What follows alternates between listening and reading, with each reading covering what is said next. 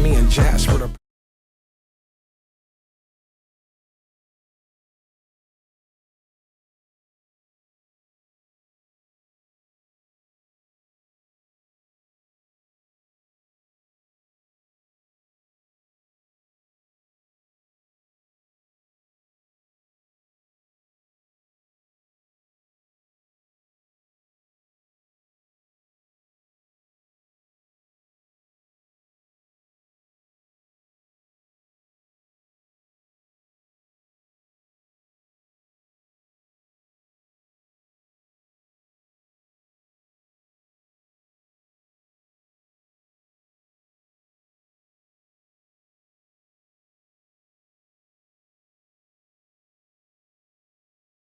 glamour. Your bitch is not bad, you just have low standards. I'm him, bow down, nigga, where's your manners? When I walk in, phone down, I don't like cameras. If that big fella catch you, I can't help you. I'm saying I got a big bag with an elf tooth. 2 car keys, 7 M's on the belt loop. And I skirt off, tires smell like I melt boost. Big feet, big trike, bitch, I got big dick. Yo, attitude don't match your pockets, wait a minute, big it.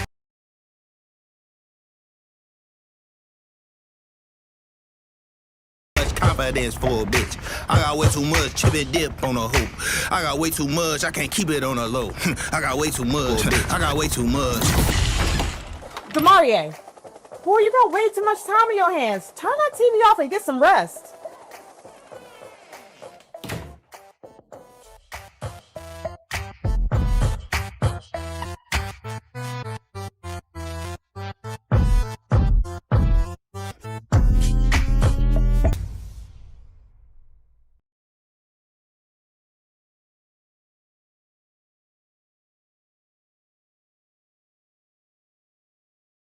Bro, I don't even know what the fuck is going on, man. I don't even know what the fuck is going on.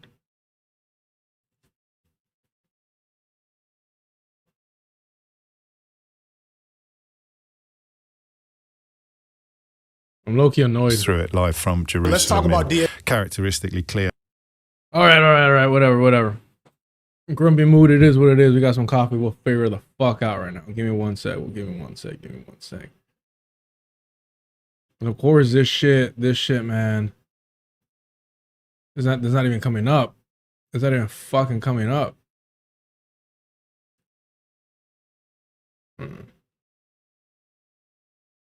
Makes me wonder if I should just say fuck it.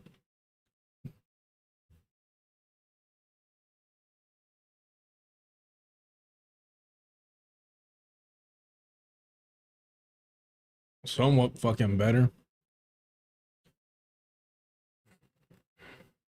Somewhat better, I guess. Shit.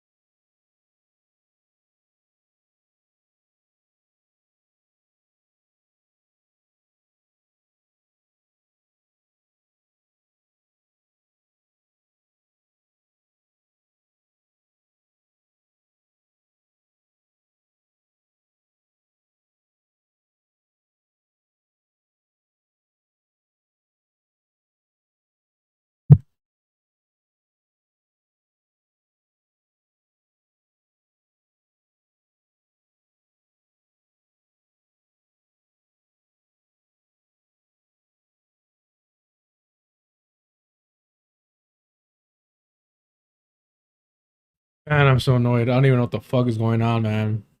I don't even know if y'all are watching this or not. I don't know fucking know. I don't know. I do not know. Is something wrong with the audio? Mic check. Mic check. Ha ha ha ha. No, it's good. I don't even fucking know. I don't even fucking care. I'm pissed. I'm hungry. I'm annoyed. And we're gonna take it out on FD.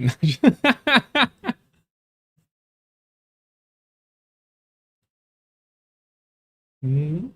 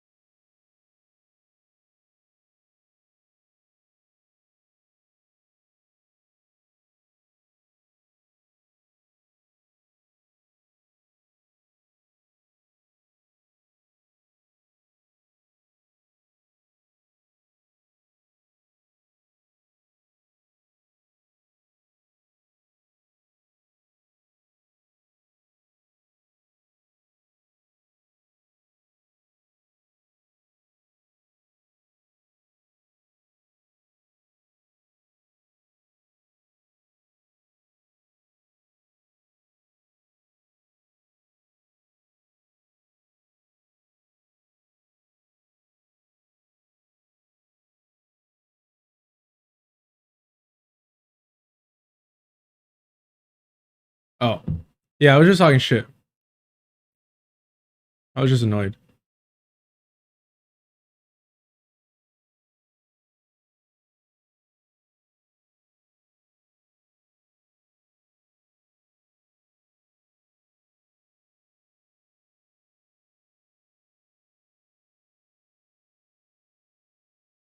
Fucking finally, bro.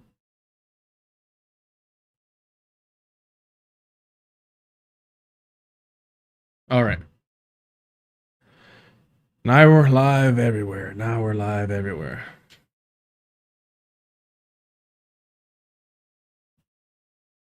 Now we can get started officially. My apologies. Let's go.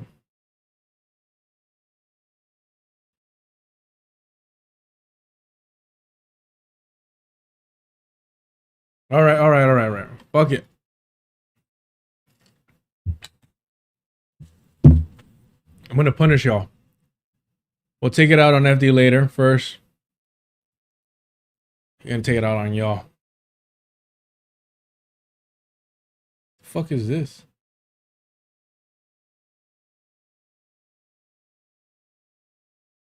FD's homie PF Jung debating Wick TV about anti-Semitism. That's hilarious. That seems like a good time. And this I'm sure is not AI. All right. We'll watch this first.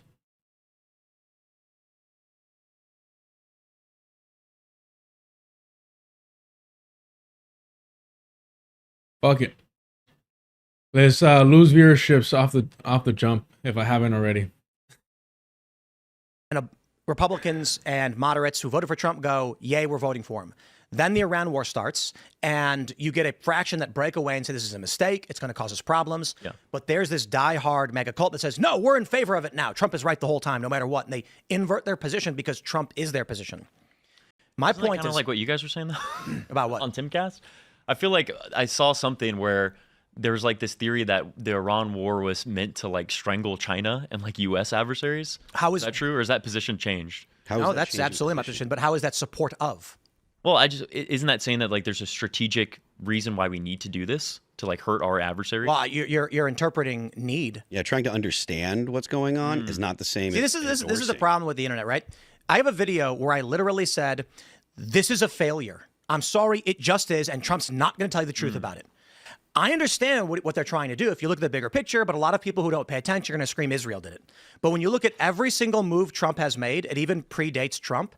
All of this is lining up the Gulf of America, even the renaming of it, for oil exports to originate from the Gulf, from the port of Houston.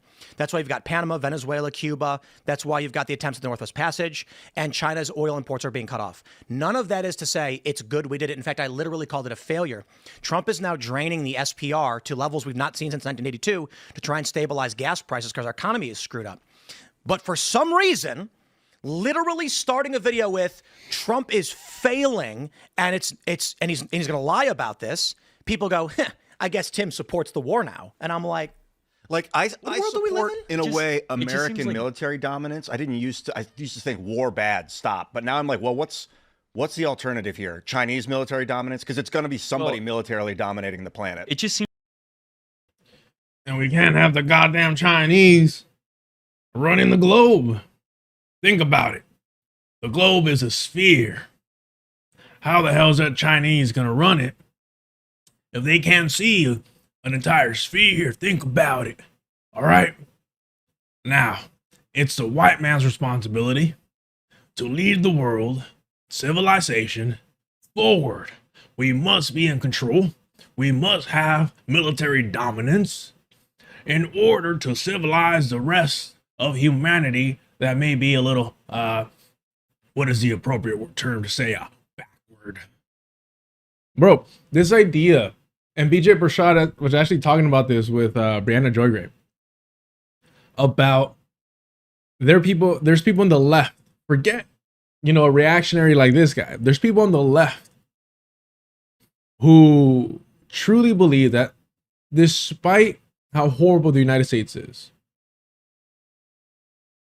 it is better for the US to have control than, let's say, Russia, Iran, or China, right? Let me see if I can find that real quick.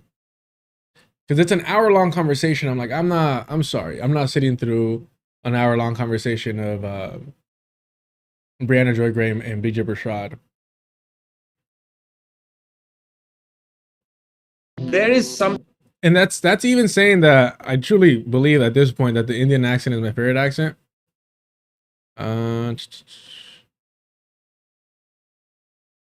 Where is it here?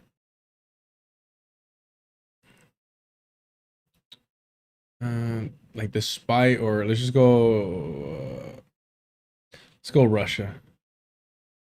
Oh, here it is. Perfect.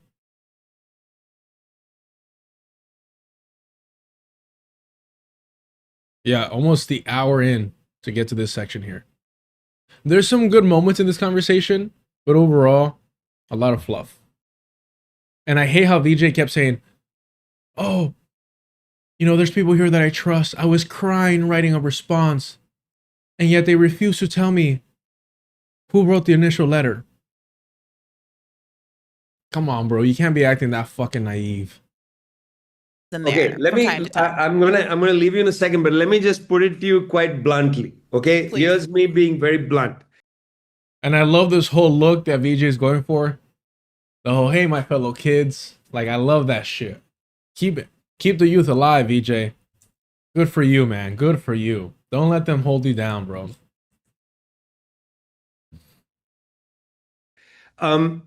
There is a section of US liberalism and a section of the US left and the European left, which believes that however bad Atlantic imperialism is, however bad, that China, Russia, Iran, these countries are worse. And these countries are worse because they are barbarians.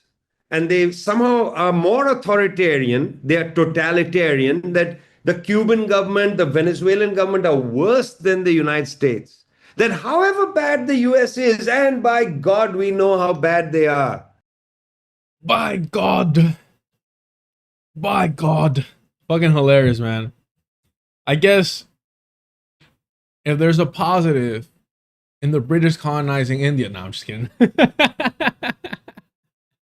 It's the fact that we get this wonderful accent with these, like, for me, British ass fucking sayings. My God. I love it. I love that shit. So fucking dramatic. I still need to watch that movie, what is it? Baron Linson or some shit like that? I don't know. These governments are worse. There is a thin edge of northern supremacy, of this idea that, you know, at least the United States is a liberal democracy. However bad Donald Trump is, he could go out of office or be weakened in the midterms. But those other countries, they are barbarians. I mean, it was kind of reminds me of how the Vanguard said that they would vote for, I was going to say Ben Shapiro, the other Shapiro. Ooh, what's his first name? It's not Chris. He was considered potentially the VP for Kamala Harris. What's his name? Something Shapiro. What's his first name, chat? It's not Ben Shapiro. What is it? Let me adjust over here. All right. Tony Shapiro. Josh Shapiro. Thank you so much, Josh Shapiro. How they're like, yeah, we'll vote for Josh Shapiro because at least he believes in democracy. And I'm like, he's a fucking Zionist. How can he believe in democracy? They're all clowns, bro. And I just wanted to put it to you as bluntly as possible. I think a lot of this stuff is propaganda that feeds into the idea that the barbarians are worse. And thank God for the United States for fighting against barbarians and defending political prisoners. I mean, that's exactly it. That's exactly it. It's like, yeah, we might be awful. We might be committing genocide. We might be doing that. But at least we can vote. We can vote for a righteous leader a righteous party. We could redeem ourselves through the ballot box. The rest of these backward barbarians don't have that. They have totalitarian states, authoritarian states, communism, socialism. It's abhorrent. It's unchristian. It's unwhite. How could a political prisoner within the United States write a letter like that? It's not conceivable. Yeah, I'm really glad you said that. I feel even among the left, and I don't want to overstate things, but there is definitely there's a sentiment that says an inter-left attack that says, oh, those tankies or whomever, their whole criticism of everything is America is bad. America's bad is their only analysis. And they are unwilling to look at problems in other parts of the world, be critical of China, be critical of North Korea, whatever it is, because just this narrative, like, oh, you just hate the US. Yes, and no, like, it's this whole idea of like, oh, well, oh, go back to your country. It's the equivalent. It's the liberal equivalent of go back to your country. If you don't like it, leave it. Love it or leave it, brother. But with liberal linguistics to make it, themselves feel better about being xenophobic fucking racist, white supremacists, nationalists. But keep in mind, like, this is imagine you had a partner and you're like, hey, you're not really attentive. You're not really present. Your jealousy is getting really, really uncomfortable. Things like that, right? And instead of addressing the issues of like, oh, you know what? Okay, yeah, it's been tough lately. I'm going to get myself together. I'm going to be a better partner. I'm going to be present. I'm going to work on my insecurities. All this shit, all this stuff. They're like, at least I don't hit you. There's partners out there that are physically abusive or psychologically abusive. You're so lucky and you should be grateful to have me as your partner, right? And in the moment you hear that, you're like, oh, I need to fucking run. I need to run. The problem here is if we were to say, all right, we're going to pack our bags and leave and let these backward European Americans do what they always do, which is cannibalize each other, tear each other apart, burn each other at the stake and all this nonsense. If we were to leave, we would just be targets to them. It would just be targets. It would be no different than the people abroad. And that's what they want. Fundamentally, that's what they want. They're just America's bad. And that is so prevalent, that argument, that it makes me think they understand, somebody somewhere, not to be all op focused, but somebody somewhere understands the power of the imperial analysis that says, yes, America and the West is the root of so many global problems. And that is a useful filter to understand the world. That is why you've had all these attacks on sort of not just critical race theory, but the broader sort of analytical structure that talks about colonialism and oppressed peoples, because it is a very common sense way of understanding the world that really resonates with people the second you scratch the surface. And not just people, colonized people, the colonized proletariat. The reason why the Sam Teachers of the world, the Hassan Pikers of the world have to muddy the waters and talk about apartheid, talk about emancipation, and not decolonization and liberation is so that you don't get any fucking ideas here. Because they want to maintain their position of power, of dominance, of racial privilege, of superiority. The one that benefits the colonizer, the invader, the invasive species, right? So keep in mind, like, that's why they embrace this weird kind of like populism, or at the very least, a unscientific socialism, right? One where it's a national socialism that is meant to prioritize the majority. It's always in the name of the majority. I mean, it's literally called the Majority Report. So who are you reporting on? What are you talking about? Who are you advocating on behalf of? Whiteness, white people, colonizers. At least they're honest about it. It's just a shame that people don't fucking take them at face value, the same way that TYT is named after the Young Turks who have started the Armenian genocide. I mean, we're not going to get all fucking third eye conspiracy theory fucking Illuminati, but they're upfront about who they are. Hell, you can make the argument that Brianna Joy Gray and naming it bad faith is also fucking honest, right? She knows better. She's a hell lot more educated, and yet she kind of like dumbs down her analysis, or she makes her analysis rudimentary, right? In order to appeal to whiteness, to these populist, like flirting reactionaries, if not outright reactionaries. But definitely this kind of weird post-duopoly bullshit. Get out of your sort of Western indoctrination. And I do think that there's value then in saying what even to me, I have to admit, feels a little like weird given my own indoctrination that says like, oh, maybe North Korea wasn't the problem. You know, like, oh, maybe there is all, you know, weird. Somebody sent me a TikTok or some shit like that. Well, this guy being like, oh, it's so tough for North Koreans. Can you imagine this and that? And they caught me on a day where I'm like, I have no fucking capacity, patience to explain to you in a polite and gentle manner why this is so wrong.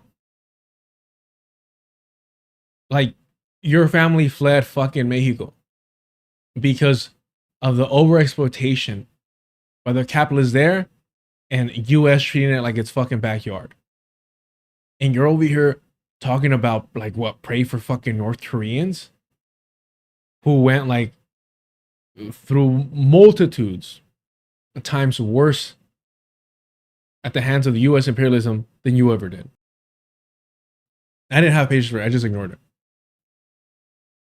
You know, with certain people, you have to be delicate. And so if you can't, you just got to push forward and move on and be like, we'll circle back to this nonsense at some point. But my silence, as a loudmouth, opinionated person, my silence does go a long way, let me tell you that much. They're being propagandized as much as we talk about what they're being propagandized as to believing there. We understand this is easier with places like Cuba. It's harder with places like Iran. Because of the women and the children and the, you know, Islamic revolution of it all. And so I do, for that reason, I see an enormous value in you having written this piece. So thank you. Yeah, and I see an enormous value in us getting the sort of... Look, I have a lot of criticisms about Vijay Prashad. The man's a cutie. The man's a cutie fucking patootie. Look at this. Look at him. Look at him. Look at that. Come on. Come on. You know, of course, all brown men are beautiful, so I'm biased here, but look at him. Look at him. All right, Vijay. Vijay Prashad, the official cutie patootie of the deculturation stream. Hell's Angel Vijay. Yeah. Ride. He seems like a genuine fucking sweetheart. Look how he immediately reacts when she's like, oh, you wrote a great piece. Like, he got a fucking gold star. And I see an enormous value in us getting... Now I want to read it. Now I want to read it just to like, did he deserve this praise here? But he really, like, he took it to heart, which is so sweet. And I'm assuming that when you get older and like younger people who are, we're being honest, more relevant than you, still read your work and praise it and find it valuable, I'm sure it's heartwarming. It's like, I still got it.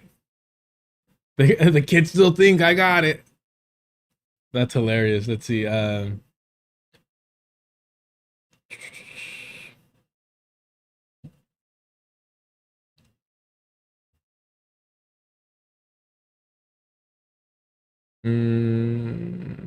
No, he had to do it for the Tricontinental, right? Is that what it go by? I forget what his...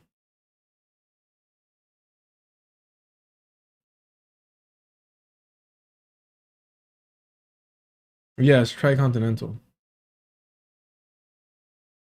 Have we, I mean, I'm sure we read one or two pieces. I'm not the biggest, like a fan of, you know, I'm a fan of a lot of people, but not necessarily this outlet.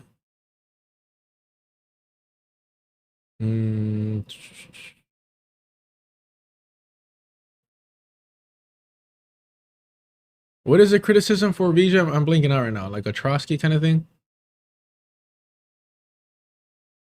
Hmm.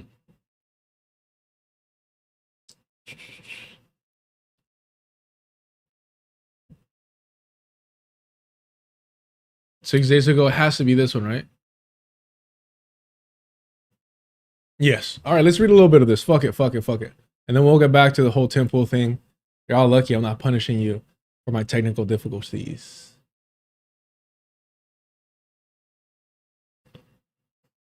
Wait, who's flirting with what? With who and what? Are we behaving? I know some people get a little rowdy when they see Brianna Joy Gray. Come on, let's not do that. I'm hoping it's not that. We've addressed this before.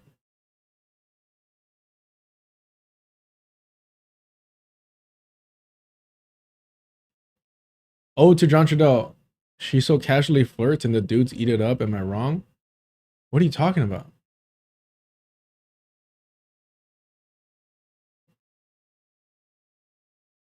I have never seen Brianna Joy Gray flirt with anyone. What are we doing here, y'all? Come on. In fact, I already thought that Jackson Hinkle was a fucking, like, op. On a, like, Valentine lefty kind of dating show that she did for Bad Faith, she had him on. And this motherfucker continued to hit on her. Like just disgustingly. I wonder if it's still up. Disgustingly so. Bad Faith, let's see. Valentine. Dating. Jackson.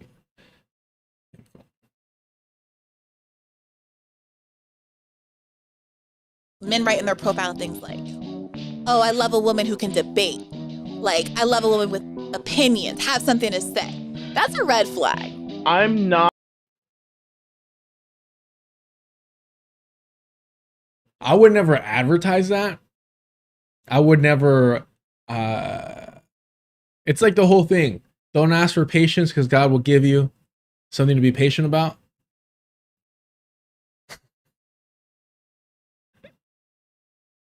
Ugly, why do I remember that? Because it was so fucking disturbing. Not going to fault somebody for being a victim of this capitalist system. And if their heart and values align with God. Just so vapid, man. mine, bring it all over, baby. We'll start something. I'm suspicious of the idea that your work should be the place where all of your ambition goes. And so I kind of want to be open to the people who 4 years ago, and it's imprinted in my fucking mind because of how disgusting it was. Oh, here we go. Of course, another fucking incel, probably part of ACT. It didn't work out. Do you have Valentine's plans? I do not, Jackson Hinkle. I do You not should have come out to Valentine's LA with plans. me. Come out to LA. We'll have a great. I know I'm not from a marginalized community, but And he's not joking. And he's not joking about, I know I'm not from a marginalized community. This guy is a fucking, like, white supremacist. I mean, if he believes in anything, right? Remember when Jackson Hinkle said, that is, like, the toughest thing is to be a white man? Being a white man or some shit like that.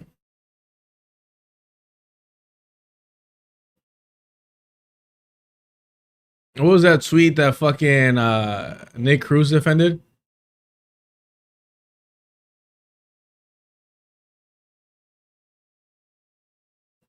Yeah, I'm not gonna find it. Like something like it's harder to be a white man than it is to be a person of color, some shit like that.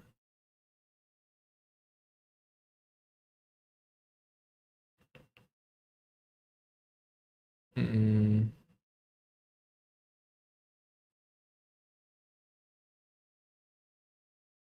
But he'll tweet shit like this. I can't find the one I'm looking for.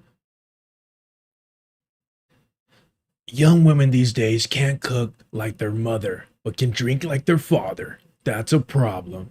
And he was consistently like advocating for Andrew Tate, Oh, here we go. The Greta Thunberg response to Andrew Tate is the most bot-like tweet I've ever seen in my life. No one likes that little depopulation twerp, so she is buying likes. Like literally siding with a sex trafficker, rapist, over someone in Greta Thunberg who has put like thrown away the career that she could have had as a marketable environmental white woman, and has put like her safety on the line repeatedly. Oh, here it is. Here it is. Straight white men face an infinitely larger struggle in today's society than transgenders and people of color. So when he says, I know I'm not part of a marginalized community, he's not joking. We'll come out to LA. We'll have a great. I know I'm not from a marginalized community, but we can have a great. I know, and I'm only 22, but we can have a great gonna time. shoot his shot. Jackson, you are 22 years old. You were born in like 1997. He's 22. That's rough, man. The way they age, these soulless fucking inbred creatures, the way they age. Or something. When were you born? 1999, but I'm mentally more mature, maybe. I'm not even gonna address that. I'm gonna take the higher road here. What are we doing? What are we doing? A throwback 4 years ago. Him and Ryan Grimm, exactly. A match made in heaven. I mean, look, it's right here. In fact, no one can deny this. Now I'll pin this. Evidence. Lindstack, the sheriff, saying him and Ryan Grimm hearts. Like she can't choose. Lindstack can't choose. She's like, which white man for my Valentine's Day? Oh man, what is it from Step Brothers? He's like, she said, out of the old bull, now it's time for the young calf. I gotta pull that up just for Lindstack. Just for Lindstack. Fuck it. Support the channel. We're about to get demonetized. The stream is about to get demonetized. Here we go. All right, here's a scenario for you, Dad. Suppose Nancy sees me coming out of the shower and decides to come on to me. I'm looking good. Got a luscious V of hair going from my chest pubes down to my ball throw.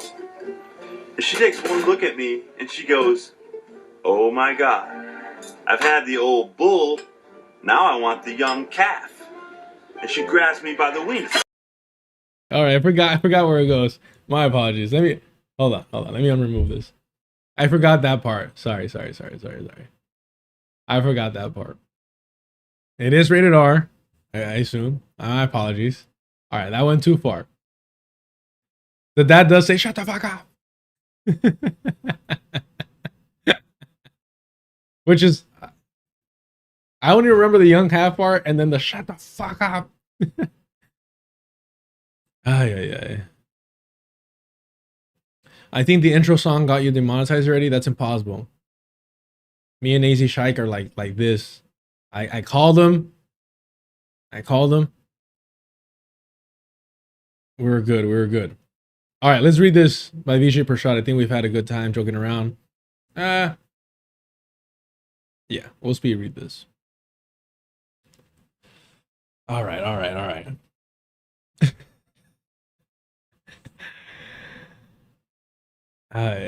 No, I actually want this. Allow. Okay. Dear friends and colleagues, the United States and Israel launched a war of aggression against Iran in February of this year. For 6 months, U.S. missiles and bombs have fallen upon civilian and military targets inside the country. Hospitals, schools, energy facilities, and neighborhoods have been struck. The 168 schoolgirls killed in Manab have become the terrible symbol of this war. Iranians have been forced to live under the constant expectations of another attack, while Iranian families outside the country endure the peculiar agony of watching the destruction from afar. This follows on 3 years of Israeli genocide in Gaza, which has been carried out due to the relentless military support of the United States. Iran did not begin this war. The United States and Israel did. Iran is resisting an armed attack upon its territory and its people.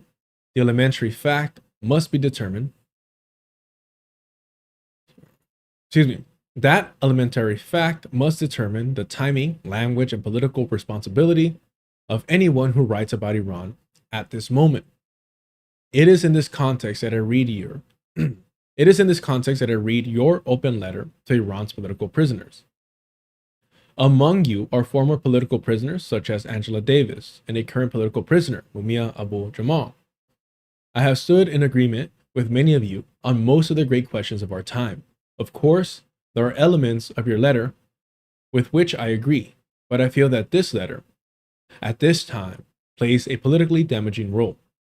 Just when the United States and Israel are on the back foot, this letter can provide the kind of political confusion that mystifies the actual political dynamic on the ground. Iran has a strategic advantage, having transformed the US-Israeli question, should Iran be allowed to have nuclear weapons, into an Iranian question, should Iran allow commerce through its territorial waters unimpeded. That provides the background of the left's moral clarity, the war of aggression that has failed and that has put Iran, as well as its neighbors, into a discussion about regional security rather than imperial security. And I think that is, again, whatever criticism we may have of Vijay Prashad, I mean, this is as accurate as it gets. This is as accurate as it gets. I've heard people in frustration be like, yeah, like the Donald Trump administration should have planned for Iran shutting down the Strait of Hormuz. But also people saying like, yeah, that it makes fucking sense that Iran will shut that down.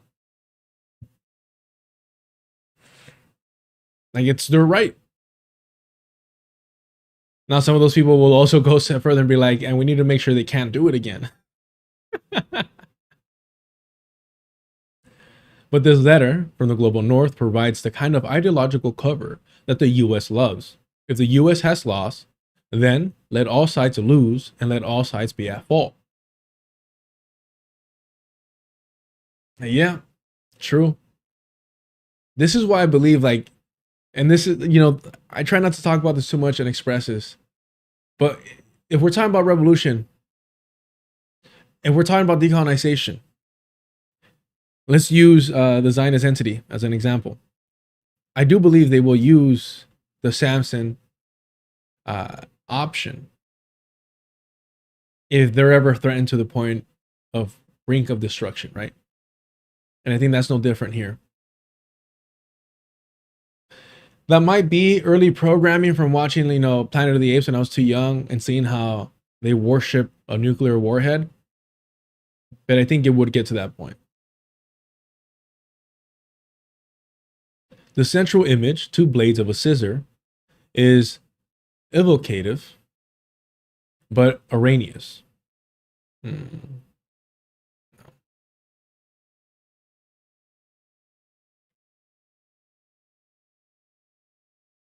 Evocative.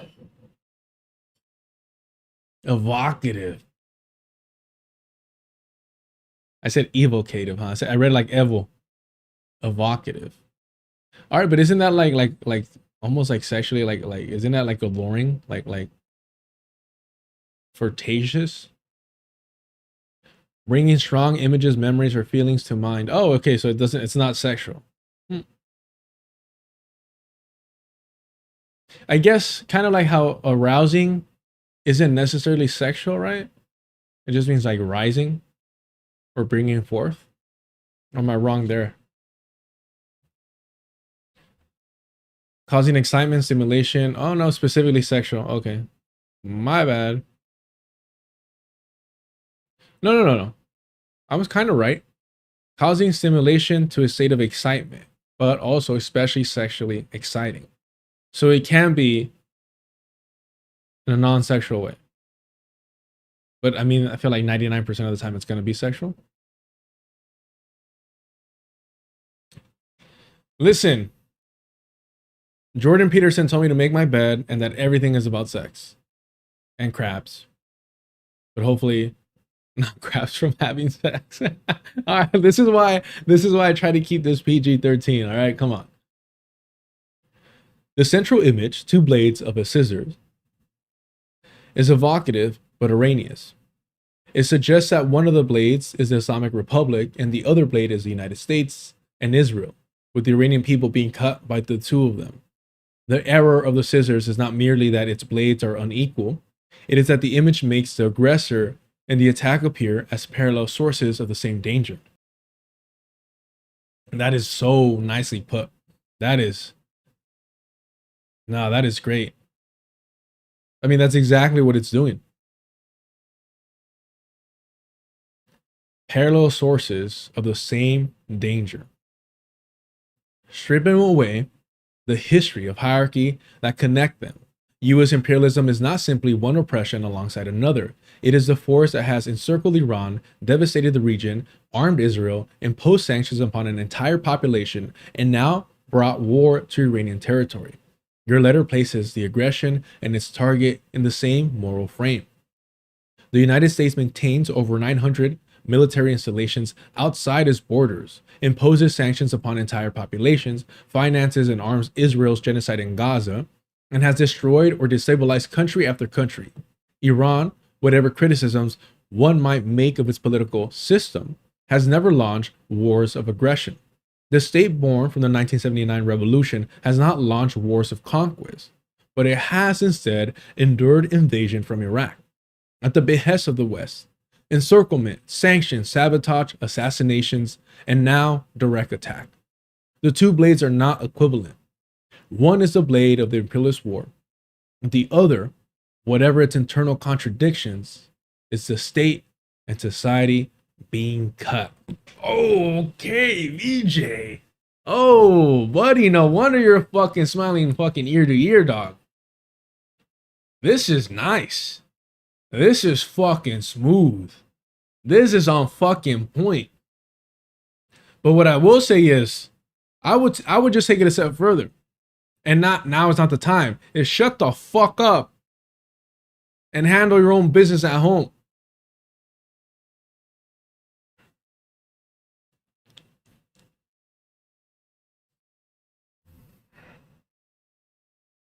You're worried about the fucking Ayatollah? And meanwhile, your fucking Supreme Court was chosen and fucking picked, selected by a Christian white nationalist evangelical fundamentalist organization?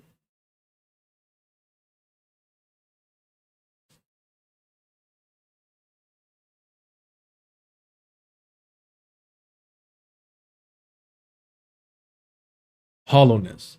The open letter argues that there is a false binary of imperialism and hollow anti-imperialism. I was interested in the use of the adjective hollow. First, Iran's actual defense of itself. The assassination of Commander Soleimani in Baghdad in Iraq in 2020 marked a decisive stage in the escalation that culminated in the February 2026 illegal attack on Iran. Soleimani was the architect of Iran's forward strategy, namely to build a defensive shield through pro-Iranian armed groups that would attack Israel and U.S. military positions from Lebanon, Syria, Iraq, Yemen, Palestine, and other countries.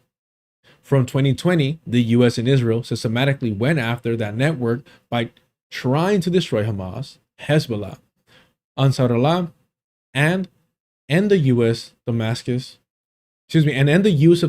as the base for many of these groups, as well as Syria and Iraq, as logistical lifeline from Iran. As a logistical lifeline from Iran. Having weakened the shield, the US and Israel felt emboldened to attack Iran. But they did not calculate that Iran has built a mechanism to hit the US bases in the Gulf Arab states, and that Iran would restrict access to the Strait of Hormuz. I don't know why I was fumbling so hard there. Jesus Christ.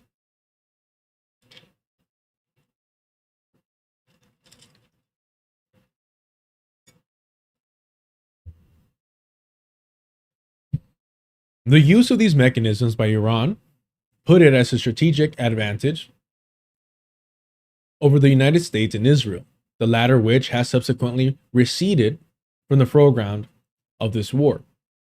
Iran's anti-imperialism has not been hollow at all, but has in fact enabled the Iranian people to protect their country from an imperialist takeover.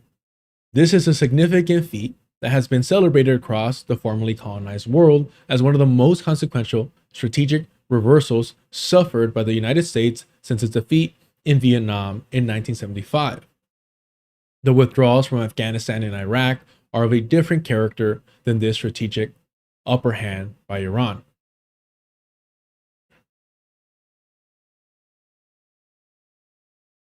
Second, in 1979, the Iranian revolutionaries chanted, "Today Iran, tomorrow Palestine." Damn, I didn't know that's fucking beautiful. Bro, we lack such international solidarity. Wow.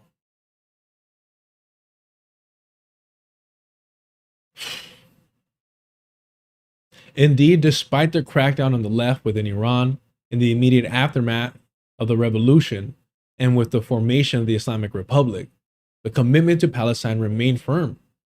Iran has never even hinted at normalization with Israel, and indeed has been forthright in its defense of the Palestinian cause. No other country in the region has been as committed. But they're evil.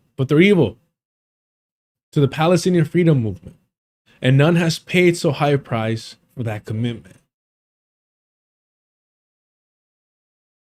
Yeah, man, that is the perfect example of solidarity right there. Why have the United States and Israel been obsessed with Iran since 1979? Not because of any question of democracy.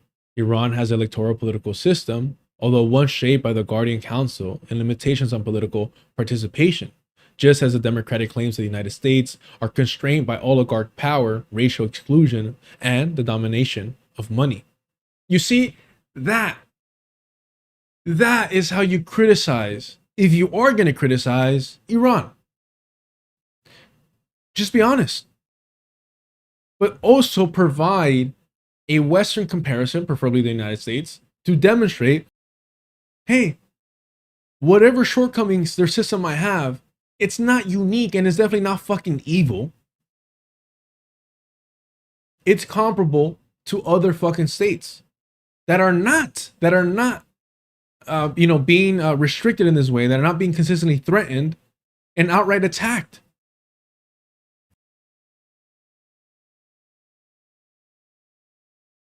Not even because of any nuclear threat. The International Atomic Energy Agency has not established that Iran possesses an active nuclear weapon program.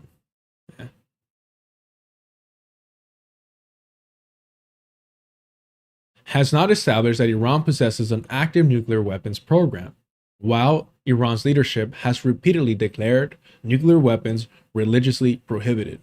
Now, this is one thing that, like, man, what was I listening to? Was I listening to this conversation?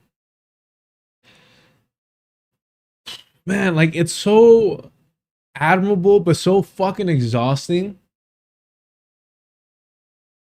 And I do mean admirable. I don't want to diminish that whatsoever, right? I'm not going to have a Diallo moment here, but it kinda. It is admirable to be put in that position, to be surrounded by all these hostile powers with nuclear power, and to still say, no, we're not going to use nuclear weapons. And your position and your rooting that is for religious purposes.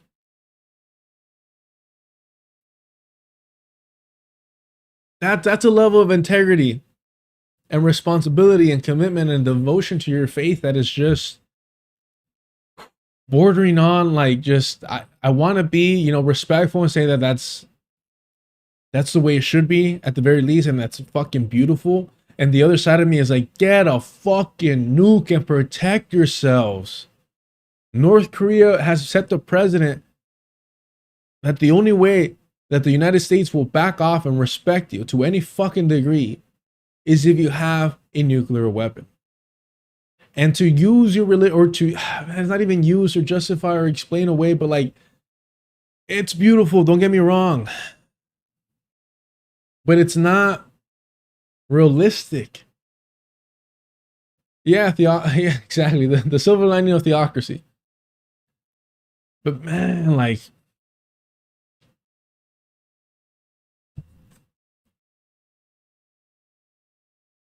that's what scares me in terms of the long run of the safety and well-being of the people of Iran,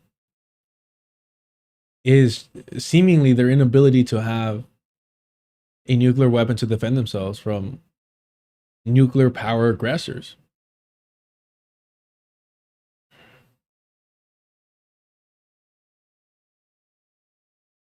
Yeah, no, it's straight up for fucking religious purposes, which is, I can't say this enough. It is so heartwarming, and it tugs at the heartstrings, and it's beautiful, and it's like, damn, that's what religion should be like, right?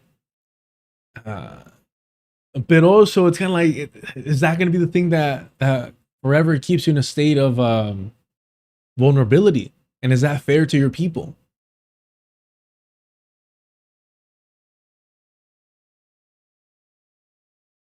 The reason they hate Iran is because it is defiant.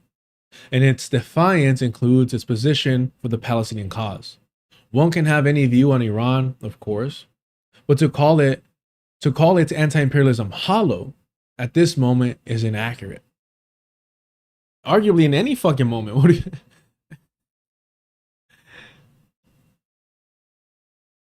The US must retreat.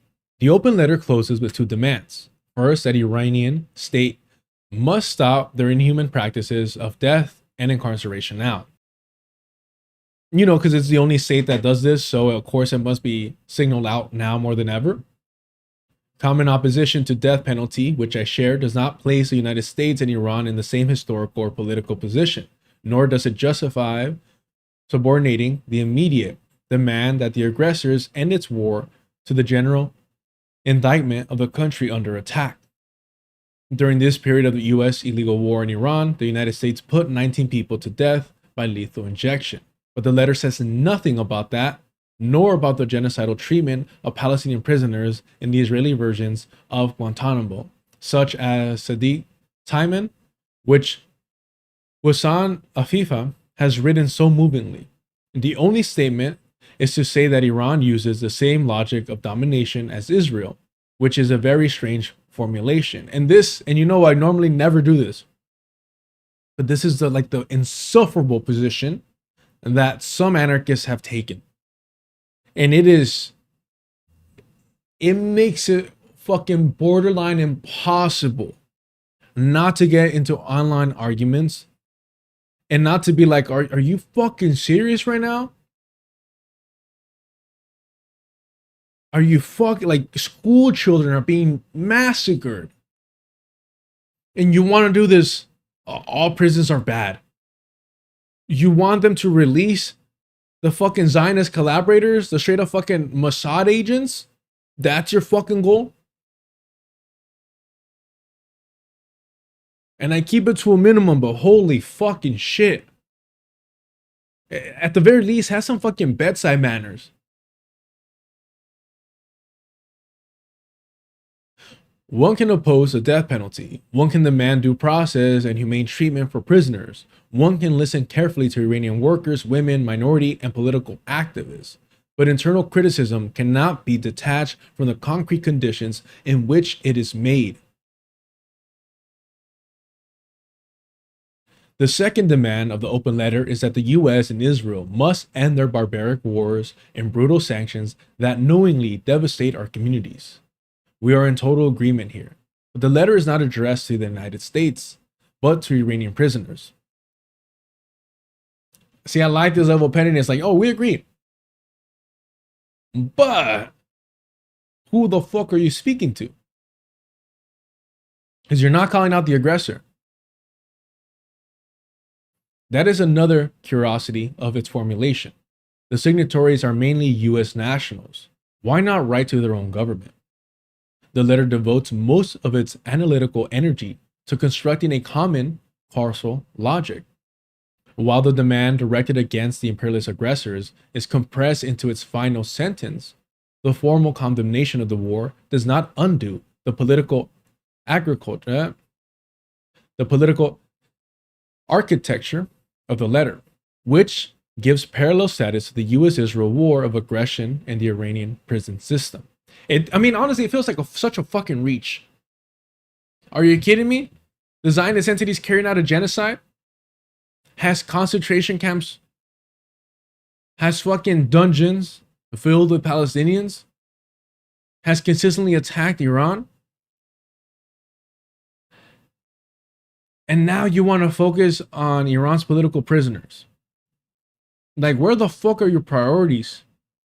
Where is the hierarchy of your priorities? And can I see the list? What comes after this? What, getting rid of fucking red dye and food? Is that immediately following Iranian prisoners? Somewhere down the list eventually is opposing genocide, I suppose. Or I hope. Frantz Fanon taught us that anti-colonial struggles do not unfold under conditions of their own choosing. States placed under permanent threat of invasion, sabotage, and regime change develop profound internal contradictions, including security institutions that can turn coercion against their own people. You ask global civil society and anti-imperialist activists and organizations to put pressure on the Islamic Republic by challenging its narrative. That is, in sum, asking the people of the world to take a position that would weaken Iran now when it is standing tall against a war of aggression. There is a time to make a demand, and there is a time to act in solidarity. This is a time of solidarity with Iran, and not a time to make a claim that advantages the aggressor imperialist. Dear friends, neutrality or a third space does not exist in the midst of a war of aggression. Would we write such a letter to the Vietnamese government in Hanoi during the US war of aggression, or the Cuban government, which is now facing a terrible strangulation by the United States? Why direct this intervention against Iran at this moment? Why challenge Iran just when it has the United States and Israel on the back foot? Is it necessary to ask Iran to become perfect before you defend its right to survive? Whether it is individuals, colonized individuals, or their states, seemingly American chauvinists demand perfection in exchange for hollow allyship. At this hour, solidarity begins with a clear demand. The United States and Israel must end their illegal war, and they must retreat. Look, hey, bro, I'm telling you. A homie knocked it out of the park. This shit might be fucking perfect.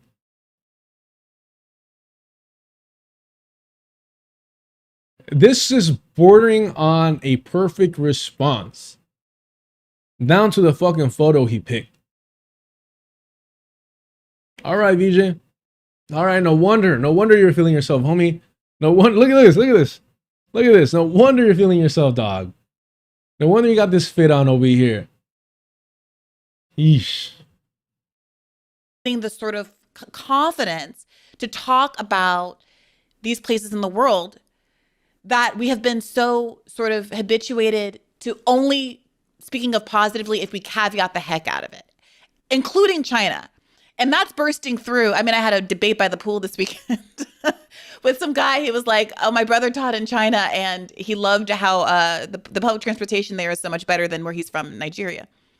And I was like, yeah, the centralized government is great. And he didn't like that at all because he was a finance guy. I was like, socialism is great. He didn't like that at all. But like, I do think that we have to start speaking in those ways. So I want to say, I appreciate you. I appreciate that. I appreciate. No, you have to bust a Jimmy Dore and be like, but nobody's advocating for communism. Nobody wants that. While you live in that little compound, homie.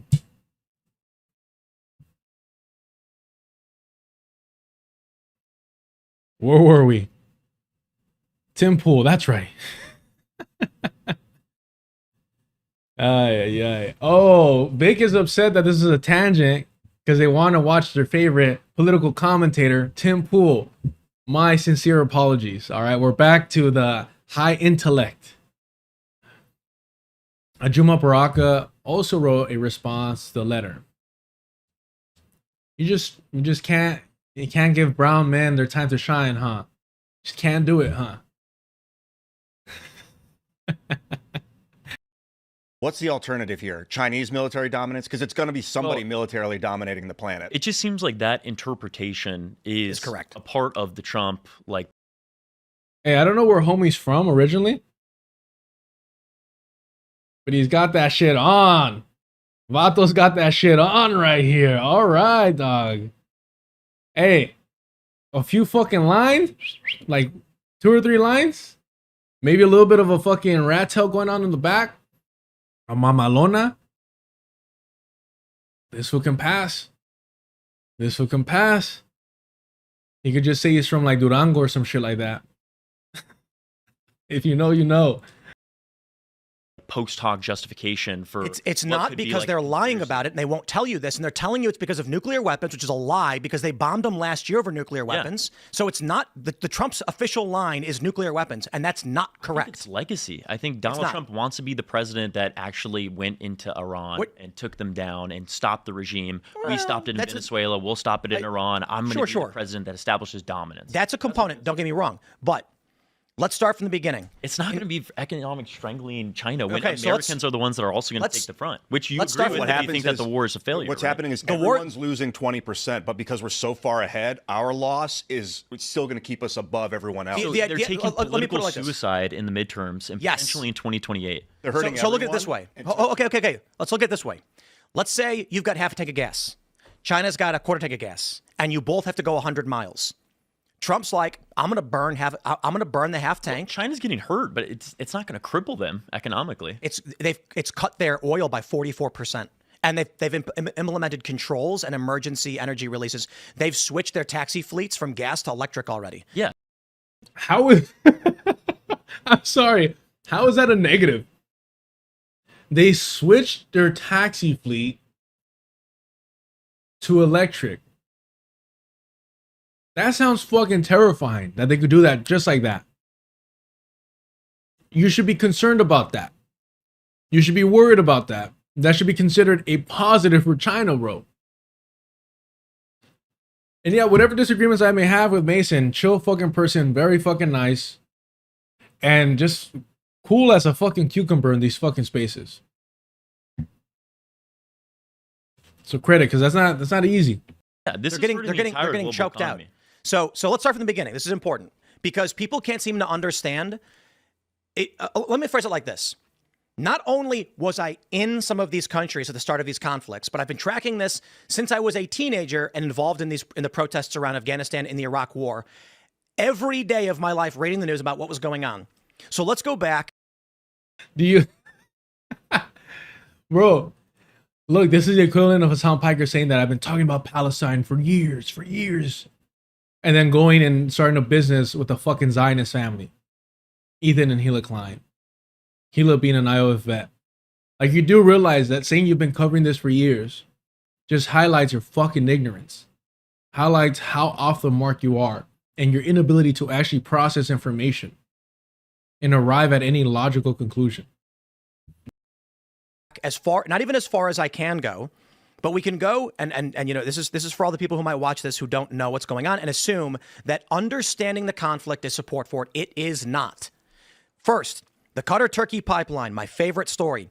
The U.S. went to Syria and said, we want to build a natural gas pipeline from the Persian Gulf through Iraq, Syria, Turkey into Europe to offset the Gazprom gas monopoly. This is a fact. Bashar al-Assad said, no, we are allied with Russia, who has a naval base in Tartus. We are not going to allow you to build a gas pipeline that would offset our allies' control of energy in Europe. Then Syria, Russia, and Iran said, let's tap the same natural gas field, build it through Syria, and strengthen Russia's gas monopoly. Now, this is where there's a gap because I don't want to make insinuations, but surprisingly, within a year, the United States declares that Bashar al-Assad is a terrorist state, and we enter the conflict on the side of the rebel fighters. It was like 2013-ish. So this is around 2011, actually, the start of it's the Arab Spring into the Syrian civil war, and the United States says we're going to side with the rebels, which ultimately all of them form an Islamist nightmare, which is ISIS. Islamist nightmare. Islamist nightmare that has never attacked a Zionist entity. What an Islamist nightmare that must be. To not attack the Zionist colonizers. Damn. I wonder whose nightmare that might be. And they end up with weapons that were delivered by the Obama administration. The speculation, because again, I'm trying to be nice, is that the U.S. needed to remove Bashar al-Assad so we could build a gas pipeline through Syria and Turkey because, again, Russia controlled 20% of natural gas into Europe, and Europe was starting to favor Russian interests because they needed the energy. Fast forward to now we're getting into 2014, 2016. Ukraine was split between staying in the Russian Trade Federation or joining the European Union. Russia says if you join the European Union, European goods are going to flood the Russian market, so we're going to cut you off. Pick one. Unfortunately for Russia, Ukrainians were like, we'd rather be in the EU. We'll be wealthy. If Ukraine joins the EU, the Black Sea, Russia's control or access to the Black Sea would be at risk because Crimea, their only warm water port, is Ukraine. So what does Russia do? They annex Crimea, fearing that Ukraine would fall to the European Union. Also, this would compromise Gazprom. Burisma is the next component, which is how they control the price of gas in Europe. Russia's their principal export is energy. They need it for their economy. We then get the Nord Stream pipelines from Russia into Germany. One of them blows up, Nord Stream 2. Wow, I never thought to the day. JD Maka co-signing Tim Pool, saying he is the smartest Eurasian the world's ever known. No. Look, it's unfortunate that this very quickly devolves into conspiracy theory nonsense. Or I think a lot of this is meant to promote like isolationism. But at the end of the day, like, you have to look at the flow of money, the flow of resources. Oh, literally, yes, thank you. All roads lead to resource-deprived Europe. This is going to sound like a very crude comparison, but it very much is. If we're talking about like gangster politics or like a pimp, right? You have to have control over the resources like food, housing, safety, you fucking name it. Over, I actually don't like this comparison. It becomes too crude too quick. But you need to have control and dominance and require dependency from your allies. Dependency. They must depend on you so that it does not become a test of loyalty, but rather an illusion of an option of loyalty. Because the only way that Europe can get out of this is by literally engaging in armed conflict against the US and protecting its sovereignty. It just will not do that, at least not under these conditions. However, being connected, I mean, again, this is fucking far West Asia over here, being connected to the Asian continent, shit's gonna get tricky at some point. Decisions will have to be made. And you're going to see the entire fucking lockdown and just the complete embrace of the Monroe and Monroe doctrine.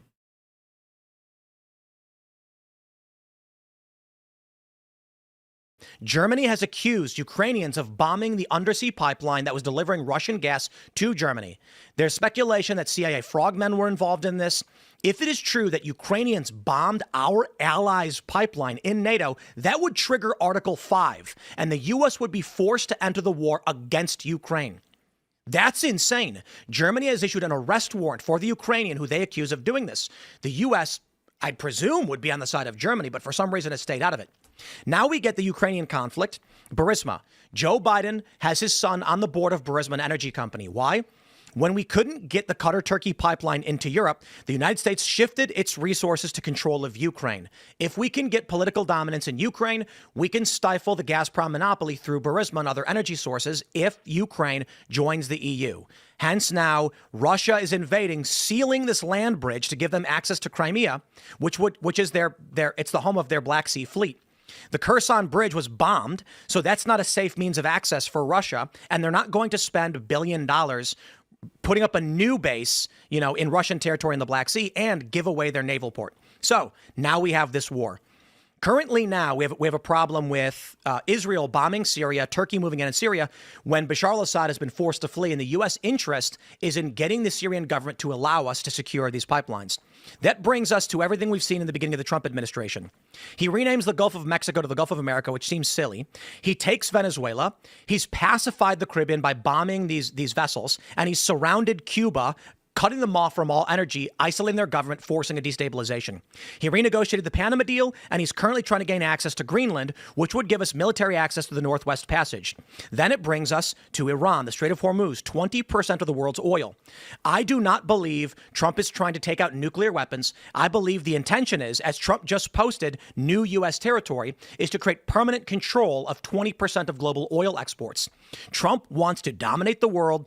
Everything he's done has centered oil exporting through Houston and the Gulf of America. Here's the one thing I will push back on. Let's say this is all accurate. It's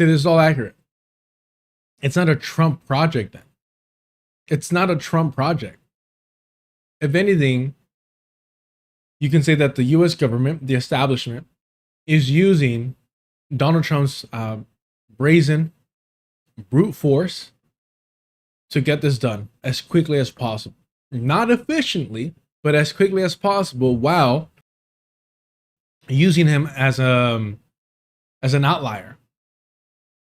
So that afterwards, once the smoke settles, they can be like, wow, that was wild, wasn't it? Trump was something else. And then they could just pat down everything that he has essentially overthrown. Chirimaka, let's see what you got to say here. See, I could actually take this clip and show to somebody, then take the reins of explaining the white hegemony and violence and all this that the right-wingers never want to talk about. That part. See, if you talk about the economic aspect of it, the resource aspect of it, they're with you. The moment that you mention, and this is how it affects Black, brown, and indigenous people in the regions, they're like, fuck them. That is their response. This is a Richard Medhurst argument. I mean, it's not a complicated argument. It's one hyper focus on resource extraction and navigation.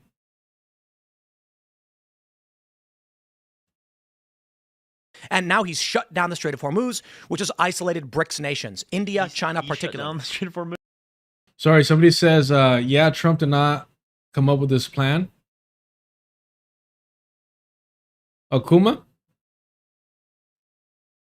You're telling me that the guy who went bankrupt in Vegas, who bankrupted a fucking casino, didn't come up with this? I don't know. I don't know if I can agree with you on that, because that's a mastermind right there. He did shut down the Strait of Hormuz. He started the war. Then the strait got shut down, and I believe that is the intended condition. Intentional. I love this. It's so pathetic. No, you don't understand. And this is what I mean. This is too rudimentary. This is too hyper-focused on just one element. And you can make the argument the most important element, sure. But it's just too hyper-focused to the point where Tim Pool has to save face for Donald Trump to say, no, this is all part of an elaborate plan. You don't understand.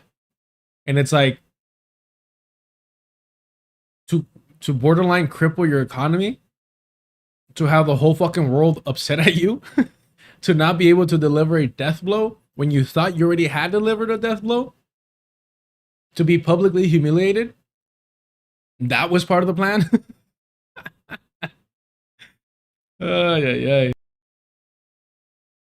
which is isolated BRICS nations, India, China, particularly. Shut down the Strait of Hormuz? He did shut down the Strait of Hormuz. He started the war. Then the strait got shut down. Yeah, he didn't say shut that shit down. It got shut down in his face. And I believe that is the intended condition. Intentional. Yes. Well, I think the Israelis started the war and he joined, and I think the Israelis wanted to destroy the nuclear program. But Trump was like, "Well, now that we're here, we might as well control the oil." You don't think? Israel wants to obliterate Iran, period, because Iran funds the Al-Qassam brigades, Hamas, as well as the Houthi rebels in Yemen. So Israel is basically saying these guys are the ones making the war against us. Regime change. We're going to destroy them. We want regime change. The United States also wants regime change in Iran. That's why we got Iraq and Afghanistan, which is a pincer strike on the Iranians. But Iran is a giant mountain. It's not easy to just take out. Which and the is U.S. why is this struggling. Is such a failure is because the only two options left are further escalation, which are taking over the islands in an attempt to do a siege onto the mainland, which is going to fail. Unless we're really willing to obliterate most of the Iranian civilians. They won't put. Well, let's define failure. Or it's going to be just a. I don't think we're ever going to see boots on the ground. The death toll would be so fucking drastic. And, you know, post-Vietnam, the U.S. and its media collaborators were able to shut down, revealing the truth of war, the carnage of war, to the masses.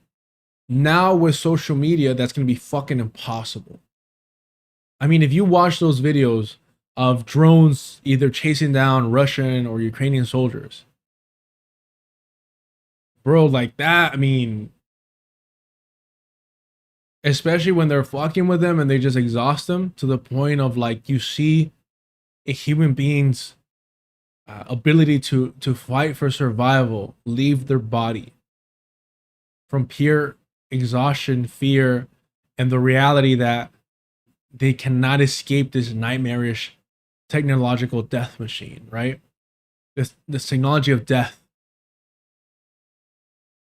And it's different, man. And you're talking to somebody that, like, had, you know, not that I was proactively looking for cartel, because now I think it's like probably like CIA psyop shit. Beheadings on the internet when they were younger, but I definitely was shown it. But that's different than actually seeing somebody sit down in front of their executioner and just desperately trying to catch their breath. Complete surrender and give the Iranians exactly what they want, which is a restoration fund, which is giving them the reparations that they're asking for, allowing them to continue to control the strait. And we've gone from 150 or so ships that were going through Hormuz to, like, what, 10 now? I think it's the And I believe that's on updated number. purpose. I read that. Trump, see, this is what I disagree with. Hold on, and I believe that's on purpose? You think Trump is like, only 10. Only allowed 10 for the master plan to fucking succeed. What are we doing here, bro?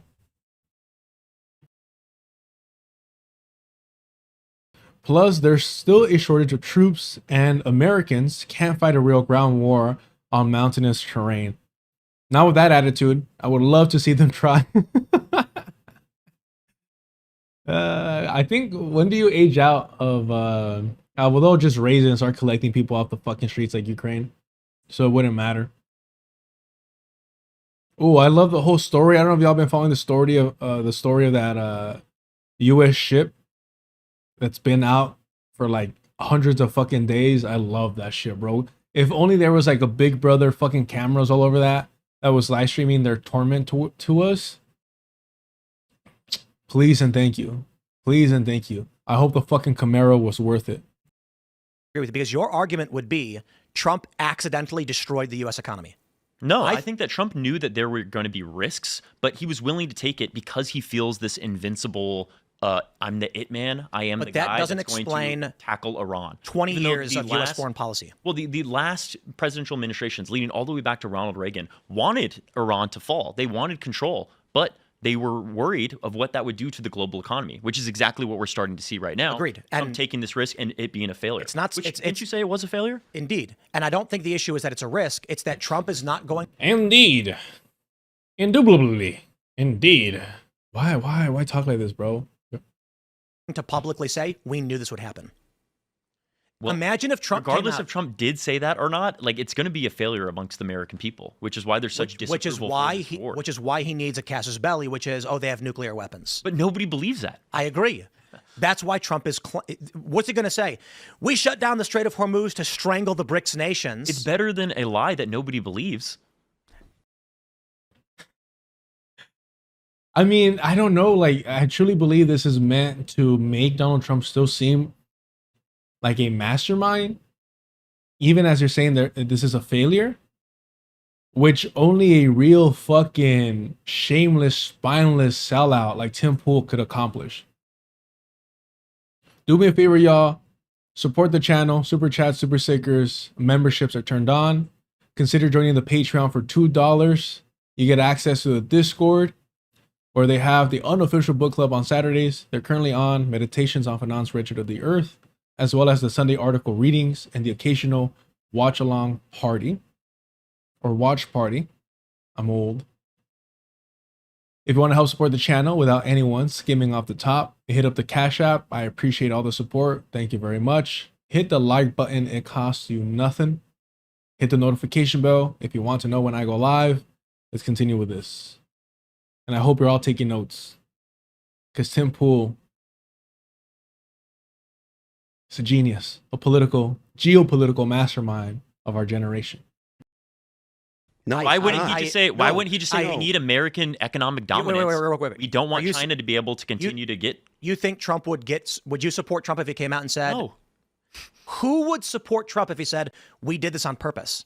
Republicans that want to see China crippled. Yeah, but moderates and Democrats, well, Democrats are out, but the moderates are going to be like, screw off, we don't want war. So you're saying the moderates approve of him saying that we're going to get rid of their nuclear weapons? I don't think the moderates buy that either. Most people, if you have two people and you have a choice of what it doesn't fucking matter what they want, bro. It doesn't fucking matter. You're going to try to sell them on. You sell them the lowest common denominator. The existential threat of Iranian nuclear weapons is understandable by someone who doesn't pay attention. But if you go to them and say, I just choked out 20% of the global oil supply, causing a global economic crisis, and I'm now draining the SPR to make up for that loss. Why? I want to choke BRICS nations. They're going to say, go F yourself. This is your fault. And they're going to say, I'm going to vote for somebody else. So you go to them and lie and say, but they've got nuclear weapons. We have to stop them. And at least some of those people are going to go, well, I guess so. Way less than before the weapons of mass destruction in Iraq, though, because so many people are keyed into the nonsense. Let me just say this. Regardless of what you're saying is the justification, you're agreeing that this is a strategic failure. As of this point, this has been a nightmare of a conflict. So the SPR being drained down to what, like 100? What's it going to? It's going to 170 million barrels. With the argument of you worse than Biden ceding to that, are you saying that in the future this is going to end up being a net positive? That's a question of American. If we get oil in the Gulf. But again, that's like saying I'll put money down on a baseball team to win, and then it's like, will I make money? Well, if they win, if Trump is able to, let me simplify it. First, as I've said a million times, I'd never vote for this war. I won't support this war, but I hope the United States wins in all respects to whatever the United States is doing. The simple way to explain this plan is Trump is trying to center global oil in the Gulf of America. And that's his obsession. That's why Panama, Greenland, all of these things line up. The idea is we're going to cause 70% damage to America and 80% damage to China. China gets half of its energy imports in the Strait of Hormuz. Oh yeah, this is like some limited hangout shit, where you feed them just enough truth or enough plausible rationale, and then you hoodwink them into being like, but it's all part of Donald Trump's plan. He just can't come out and say it, but he's doing this for America. And it's like, no, he's doing this for corporations, for sure. Well, they're American corporations. Well, they're international corporations, but sure. Yeah, let's go with that. U.S. is an oil exporter. This is Trump's plan. But you're never going to go, especially in a midterm year, and tell the American people, you want to know why you can't afford your gas right now, or why eggs cost so much money, or why the economy is in a downturn? I did that. They're going to be like, okay, I'm voting for somebody else. So he's going to come out and lie and say they've got nuclear weapons. We have to stop them. Yeah, I just think the American people already understand that it is Trump's fault, which is why his disapproval is so large right now. Agreed. Yeah. But again, he's not going to come out and say, hey, my approval rating should go down. Right. He's going to lie to try and bolster this military failure. I'm not like, I don't hate on him for lying, because sometimes you're the commander in chief of military. Your job is to subvert and lie to the opponents. The problem is when you start lying to the domestic population because the rest of the world's watching, so you have to. Otherwise, or you say that Americans' financial status does not even take, like, what did he say to the press? He's like, I don't even think about Americans' financial state when I'm making these decisions. I'm the president. Everyone has to deal with it. So here's the important understanding of why I would call this a failure. Draining the... Why would he? Why would he when the Republican base is like the most pathetic, poor, backward ass Euro-American inbreds imaginable? Every single time they will fucking, what is it? Cut their noses to spite their faces? Every single time. The Strategic Petroleum Reserve to try and keep gas down in the United States, that is when you are failing. Our Strategic Petroleum Reserve is not for gas prices. It is for when we are threatened, we are at war, and we need energy to fight back. For Trump to have started this war, and again, with pressure from Israel, no doubt, to now be at a point where we have to drain something like, we're going for like 40% of the SPR to the point where they're saying it's going to damage the caverns. I'm looking for the numbers. Biden did this. Biden drained the SPR because our oil prices were screwed up, and this is not what it is for. Trump refilled it early on, but now we're draining it again to choke out the Strait of Hormuz. If, however, Trump's gambit does work, which I'm not confident in, we will be in a down period. Trump's gambit. Trump's gambit. I mean, astonishing, man, to even say that. To utter those words out loud. Trump's gambit. Like, if this motherfucker can think more than a step in advance. For some time, perhaps in 4 or 5 years, the United States will see some benefit from this. The simple way that the media likes to say it is short-term pain for long-term gain. My response is no casus belli, no war. We, the United States, do not start wars for the purpose of damaging other countries economically to improve our economic situation 5 years later. This is not what we voted for. It's not what our country should be doing to succeed. And right now, it's pissing everybody off, and it's pissing me off. Yeah, I'm sure you're very upset. I'm sorry. Does this motherfucker expect us to believe that he thinks that America should like be the dominating force in the world by competing fairly? By engaging in gentlemen's agreements to allow the what? The free market to reign supreme? All right, man. I like this. I like this fucking fantasy world you live in. We should be doing to succeed. And right now, it's pissing everybody off. And it's pissing me off because I can see it in the prices of everything we do. Yeah. And if the president's going to come out and lie about what's really going on, I think that is also a big problem. That being said, I understand governments lie and those with power take power. There is a possibility that in the end, we get substantial economic damage from this, but we destroy BRICS. And then we feel good about it 10 years later. Right now, people are suffering. The economy is bad. It is palpably bad. And I do not feel that we have there's a justifiable reason to be involved in this. There's two principal camps on the surface. Israel forced us to do it, and we had nuclear weapons. We had no choice. Both of which are half-truths. You have to look at the big picture of the past 20 years with the Qatar-Turkey pipeline and all the actions in the Gulf of America, especially with Venezuela. And it's all about, again, we're going to cause pain to the Americans today in hopes that in the next 5-10 years, we're energy dominant and China's not. Oh, man, and technology is advancing so rapidly. They'll be using non-petroleum-based energy fuel sources by then. That's the crazy part. I don't think so. You don't think I think that in 5 years? In 5 years, to like essentially to at least support what, half of your economy? on non-petroleum based. Sure, technology advances fast, but 5 years to do that? That's like the in-house conspiracy theorist guy. In case no one knows who he is. Did he just say the Gulf of America? You're goddamn right, Chidimaka. You're goddamn right. And you better show some goddamn patriotism in this chat. No, absolutely not. Dude, the Chinese are you are completely wrong, Ian, because what you don't understand is that petroleum is the means of controlling populations. If we allow anyone to develop fusion technology, they will get off the petrodollar. We will blow them up. Weapons is the means to control domestic populations, not it's the fuel. Okay, now they're going. Okay, I can't keep up with this.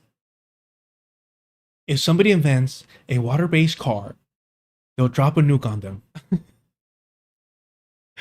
Will give no, to forge weapons, but it's no. Weapons are the last resort of conflict that are no guarantee. I think it's the main thing that you use to control people. If everybody needs gas and gas prices, when is the tipping point when we're done using non-renewable energy sources? I don't think at least non-renewable. No, the liberal makes oil. The liberal carbon constantly keeps making new oil. And in perpetuity, we're not going to run out. We continue to expand. We're not going to run out because they're also synthesizing it. The issue is the liberal economic order. The United States. Can we just really like? Okay, so Tempo says they're going to synthesize it.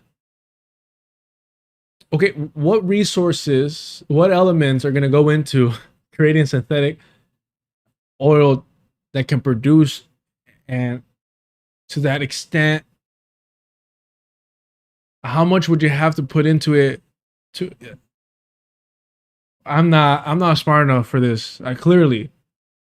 But it's my understanding that when you create something, you just can't make it appear, right? I'm sorry. Like the way that you just hand waved that off, like, oh yeah, we'll just create it. Yeah, but you kind of need to you need things to create other things. What are the building blocks for that, and how readily available are they?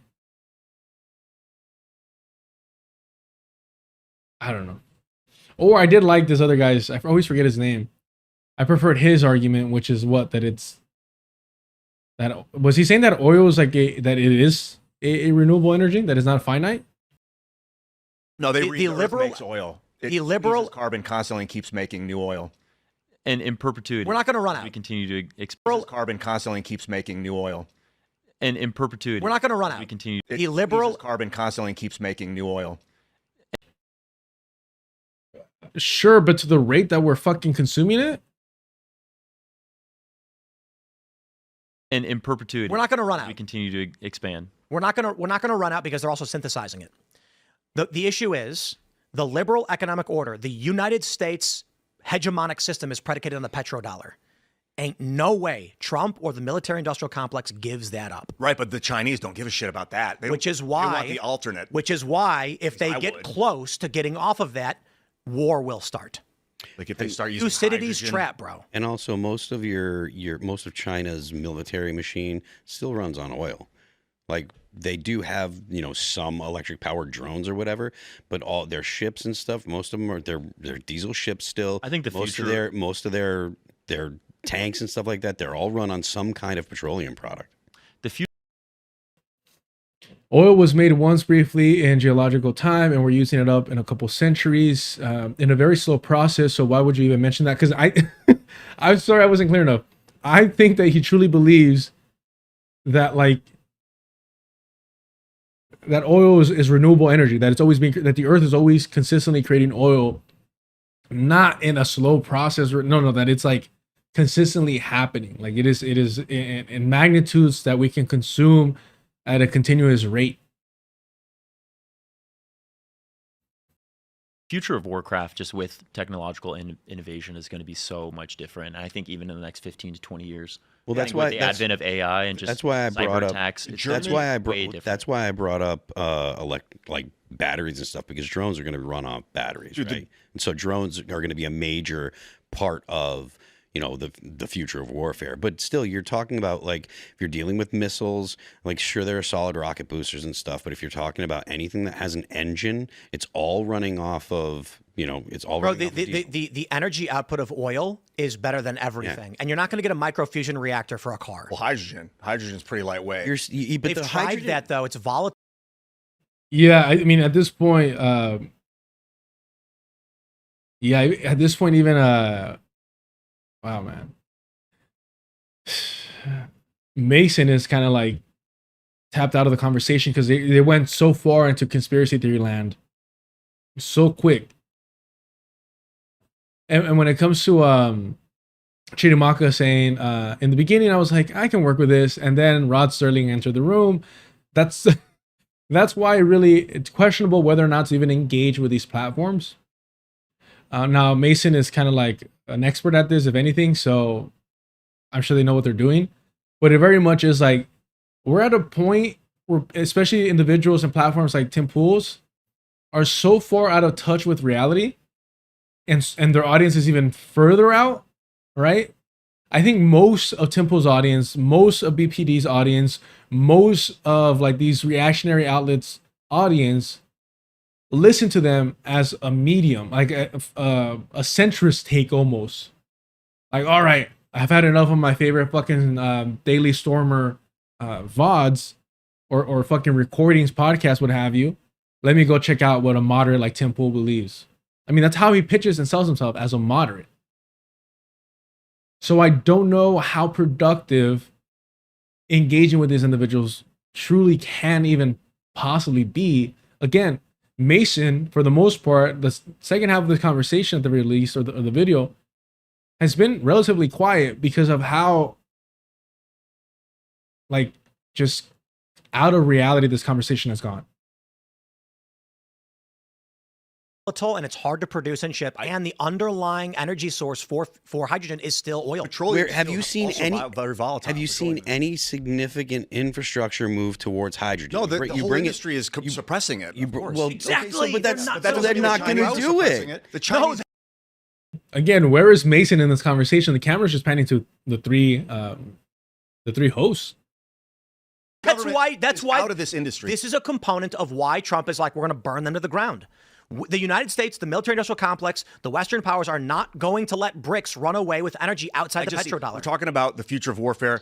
The German Blitzkrieg was people didn't understand that you could drive tanks through a mountain 3 days straight because that had never existed before. The Blitz was on London, wasn't it? It was the Blitzkrieg was through the Ardennes forest in eastern France. The Germans came with tanks and they took like amphetamines and stayed up for days and they drove these tanks which had never been seen. They're all dudes up, coked up, and just rolling. They conquered Paris in like 2 weeks. The Chinese could attack from straight above. Real quick, wait. The Blitz was a bombing campaign by Nazi Germany.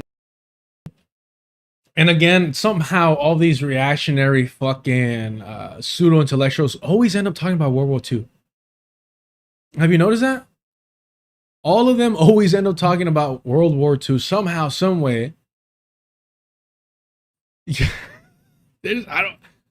Again, when was the last time that we heard Mason talk? And not just throw in a comment, but literally like steer the conversation in any meaningful direction or push back or question. It hasn't happened because how can you at this point? How can you at this point? Like, what do you do in this situation other than just to kind of sit back and be like, pass the fucking blunt? Like, what are we doing here? World War II is the Roman Empire? Exactly. Yes. But you know what? Get your bag, homie. Like I mentioned before, Mason's a swell guy. So credit to him for not only clowning Tim Pool on the Jubilee thing, but also pulling up to the compound. And I don't know, man. I would need alcohol. And I'm not a big drinker. But I think every hour, at least a shot or two, just to keep me like invested and to allow me to sleep at night after experiencing this. On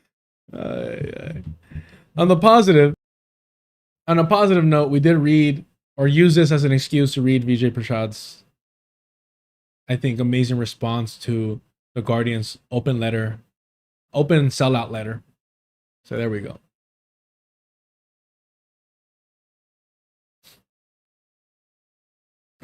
Exactly, yeah. All right, what are we doing next? Not that. I don't think we need to cover that. I did the. I always struggle to remember the name of these streams. I try really hard not to make it like clickbait. And the only times where it is clickbait is because we just don't get around to it. Not because I didn't plan on covering it.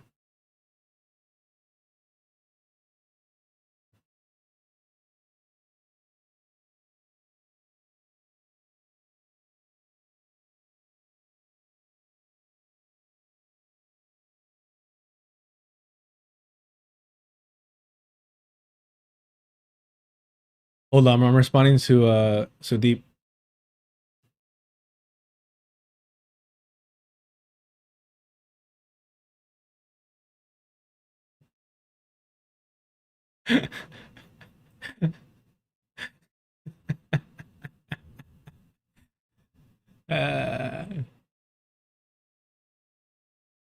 Jay clipped out a lot of the segments in that essentially like roundtable that they were having for the Guardian's open letter to Iranian prisoners, and he edited out the Sudeep portion.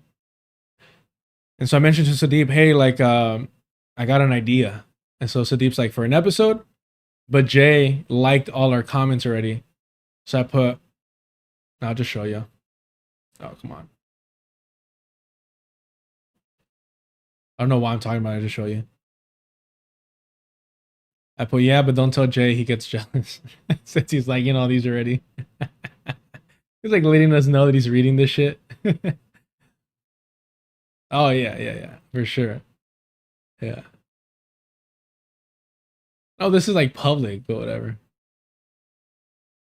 Jay's like, now. Can't have my Browns hanging out. All right. I gotta be in the middle to make sure that no collaboration, plotting are occurring behind my back. Which, by the way, that's how he talks off stream. That like Pennsylvania accent ain't real. All right. The man is a Southerner at heart. Usually when he talks, he's like, all right, now listen, boy, I'm going to have you on the show, but you better watch your T's, cross them T's and dot them I's. I had this on the side. Yeah. All right. One day he'll slip up and you'll hear his real accent.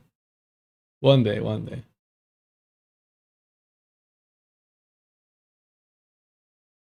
Oh, the electoralism shit that we have to cover. And then, oh, yes, the anti-Semitism piece. For sure. Let's do that. All right. Hell yeah. Because there's another piece by Lara.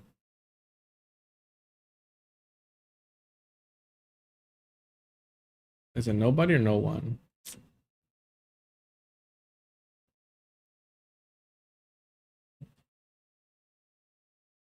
Explain, I think, or some shit like that.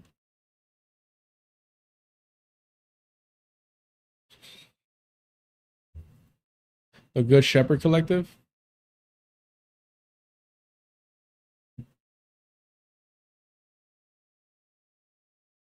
Man. It's hilarious how hard it is to pull up some of their articles off the internet. Of course, on purpose.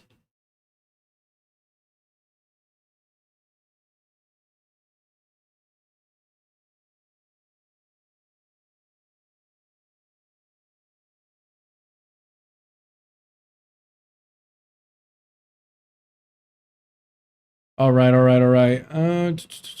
I'll read that, and then we got a couple bit more.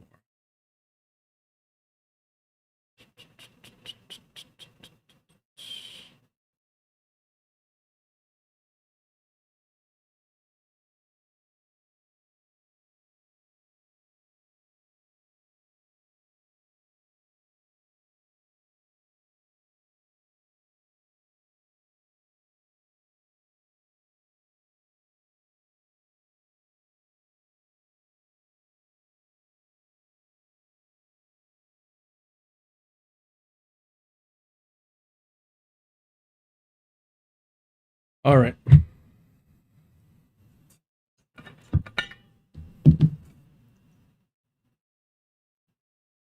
Yeah, I seen that when I was getting food. What's his name? Milo Yiannopoulos or some shit like that. All right. Let's read this. Ah, I got hot again. What the fuck? Oh, it'll be fine. All right, how do I sound, y'all? 1 2 1 2 1 2. The anti-Semitism no one again off the bat. The anti-Semitism nobody wants to explain. I feel like I'm rushing it. The anti-Semitism nobody wants to explain.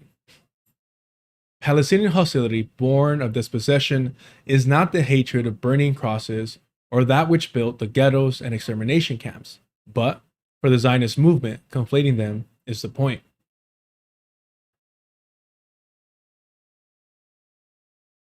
And this is Arwa Sheikh Ali was branded with a Star of David on his face as he was abducted by Israeli police officers from Shafat refugee camp in Jerusalem, August 2023.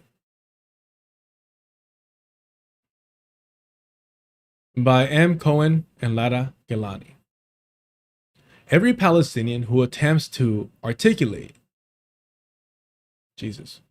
Every Palestinian who attempts to accurately describe their experience, an experience of stolen homes, imprison and torture family members, and besiege cities, is forced to make a very important decision.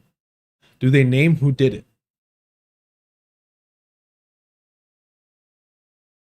If Palestinians acknowledge the Jewishness of the colonial project that announces itself in its flags, its holidays, its army, and its international institutions, not simply as Jews, but as the highest form of Jewishness, or dare mention the Megan Davis spray painted onto their homes and carved into their land and skin, or mention that it was an Orthodox rabbi who called for their murders, they're inundated with Zionist accusations that they hate Jews and that they are anti-Semitic. The two made synonymous. Suddenly, the conversation shifts away from engagement with their experiences and becomes a sham trial to determine their intent, built on the philo-Semitic premise that to resent their oppressors would render them an unreliable narrator who either deserve the violence against them or, at the very least, is someone who is not worth protecting. Palestinians know they will be expected to answer for, to apologize for, millennia of anti-Jewish persecutions that they had no part in, and will be expected to disavow and condemn not just anti-Semitism, but all of Palestinian anti-colonial political history.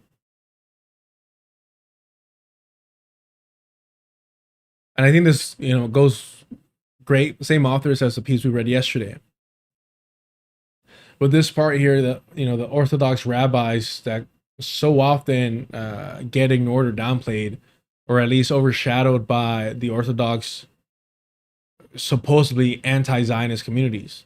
But again, they're not anti-Zionists. For them, it's just a matter of waiting for their so-called Messiah before they engage in the colonization of Palestine. And, whether it's Hassan Piker or the Majority Report, who have been crying about the conflation of anti-Zionism with Judaism, or I should say, with Zionism with Judaism,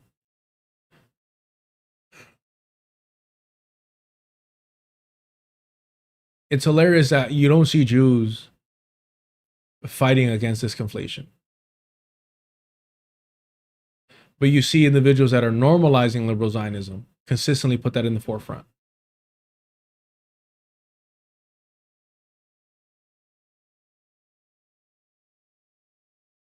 Knowing this, many anti-Zionists, including Palestinians, have engaged in a form of idealistic self-censorship in which they rhetorically censor combating anti-Semitism within their anti-Zionism, tie the safety of Jews and Palestinians together, and preemptively assert that Palestinians do not hate Jews and therefore are not anti-Semitic. Meanwhile, the Jewish Zionist state bulldozes more Palestinian homes, destroys more Palestinian cities, and kills more Palestinians. Yeah, but Norman Finkelstein wants you to, transform your slogans to something that is accessible and less offensive and welcoming to Jews. This essay seeks to directly confront the reality that no one wants to engage with, one that some people either ignore or attempt to sanitize, that others trot out as if it's proof that Zionism is the answer. It is entirely reasonable that Palestinians may hold animosity towards Jews, but this is not anti-Semitism. And you can make the argument that this article itself is engaging in this, right? That by trying to address it, that you yourself are participating in censoring the cause that Palestinians are not anti-Semitic. And I would be more than happy to hear a response about that. I'm always trying to be respectful and center and prioritize Palestinian voices. But also, if I see something that kind of like, well, don't you fall into this? If you want to call it criticism, sure. But I hope I'm communicating myself properly when I'm saying, doesn't this article fall into the same trap?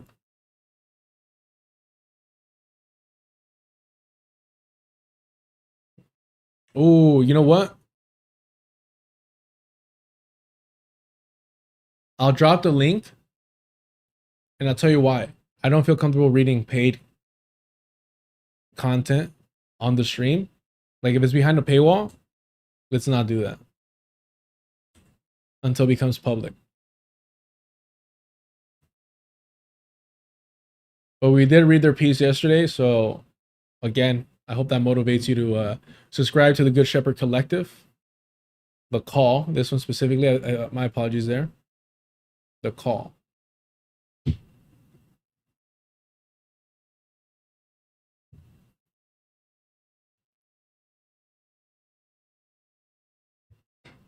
Can somebody explain? I actually don't know the details between The Call and the Good Shepherd Collectives because it looks like they use the same logo, right? No, I'm not subscribed on. Oh yeah, see. Okay, cool. I'm not subscribed to it. I don't think I'm subscribed to anything on this account.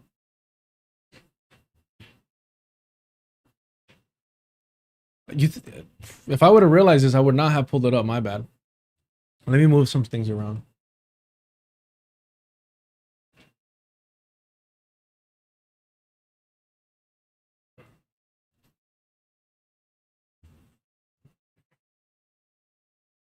There we go. Fresh. Okay. All right, we'll do. Well, we did that. We teased that, I guess. And then we're gonna do. Remember? Oh, you know what it was? Okay, I know what it was. I know what it was.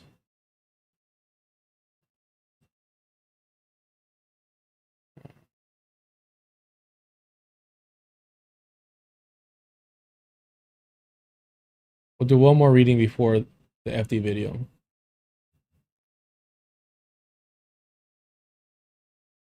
I just want to see how long this piece is. It's manageable. It's manageable. Super manageable. But before we do that, we'll do this for sure. But before that, let me pull something up from Twitter that I wanted to cover. Didn't have time.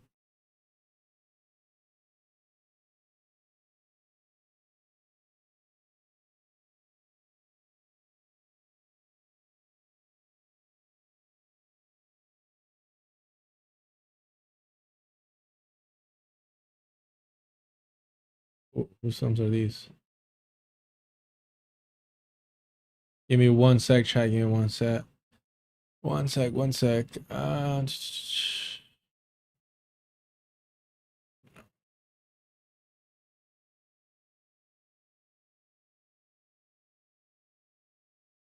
It was about indigenous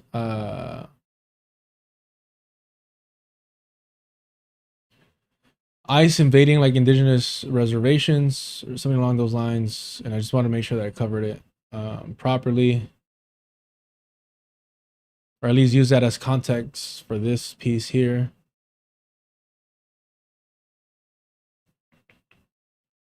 If I can find it.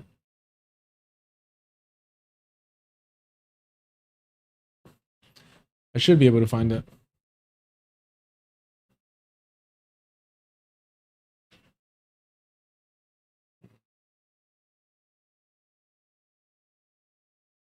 It was just a couple days ago. That's the only problem.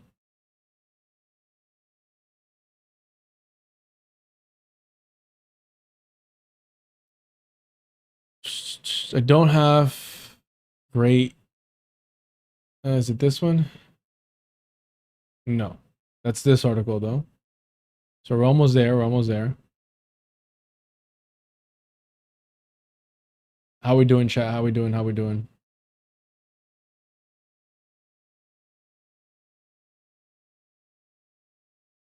I think it's not this one, but it might be this. Yeah, it's this one.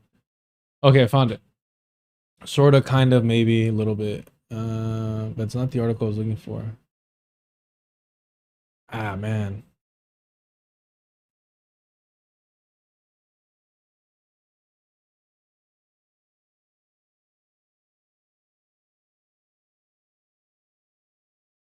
Let me see. I think it's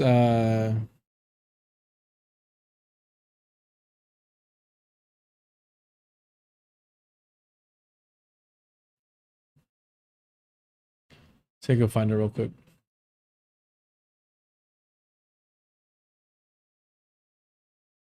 August 14th. I want to say maybe this one.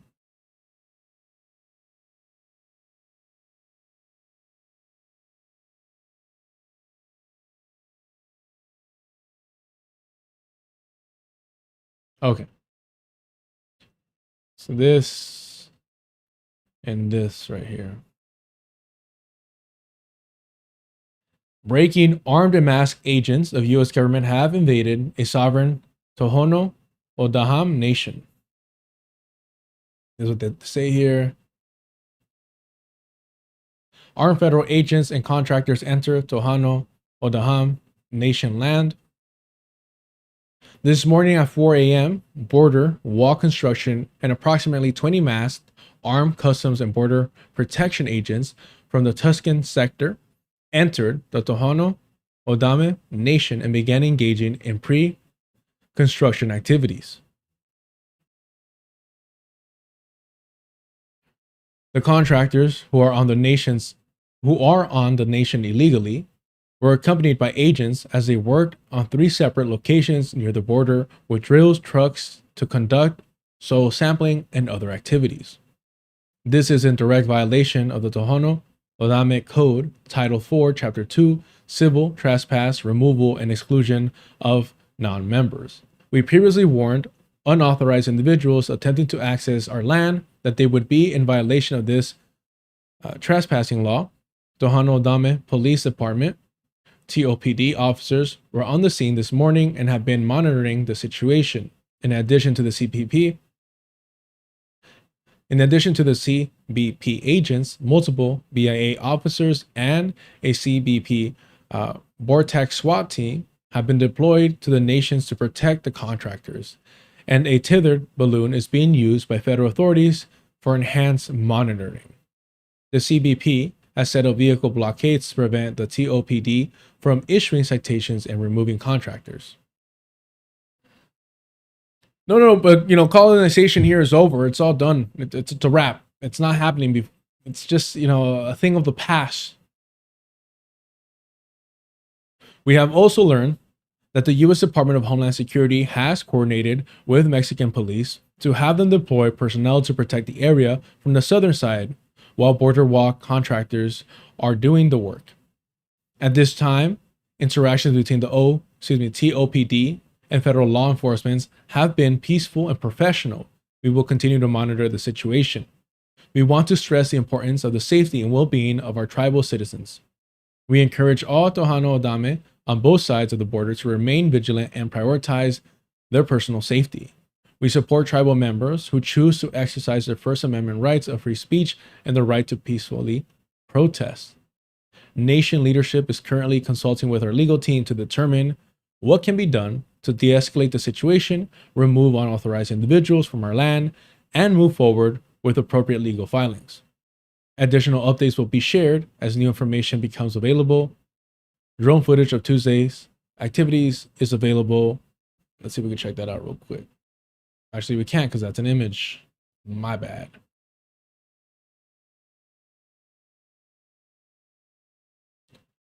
And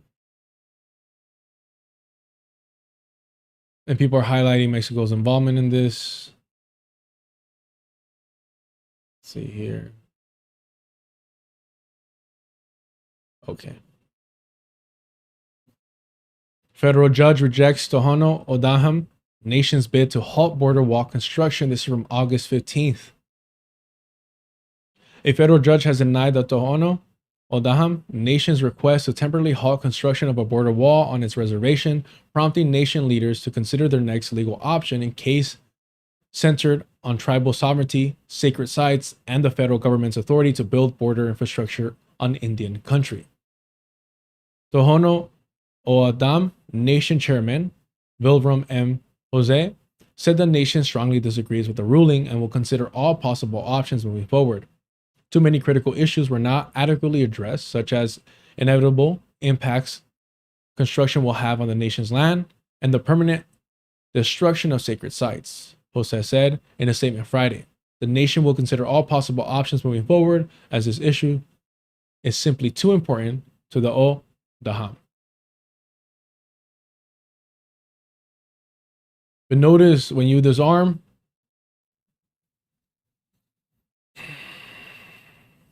all possible options are not all possible options. The nation filed suit in federal court in Washington, D.C., seeking a preliminary injunction to prevent the Trump administration from proceeding with construction of a border wall across the nation's reservation. The proposed project would cover approximately 62 miles along the nation's international boundary with Mexico. The Tohono O'odham Nation says the proposed border wall threatens areas of profound cultural, religious, and historical significance to the O'odham people. We have lived in these regions since time immemorial. Jose said, there is no doubt this wall will desecrate countless sacred areas, burial sites, and other important locations. The chairman cited several recent examples of damage to indigenous cultural and natural resources in the border region, including the grading of approximately 1,000-year-old Las Playas Antaglio? Antaglio? I don't even know. Antaglio. I wouldn't even know how to pronounce that at all.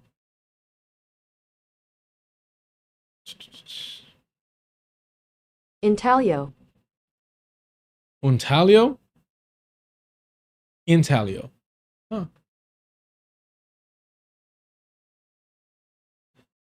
The dynamiting of ancient burial sites and Monument Hill and continuing damage to the Quitobaquito Springs?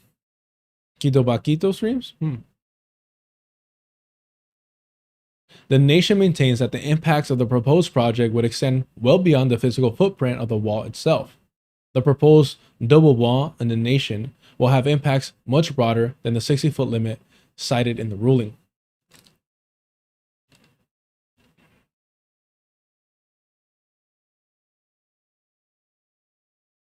The nation's concern reflects a broader issue facing indigenous communities along the U.S.-Mexican border.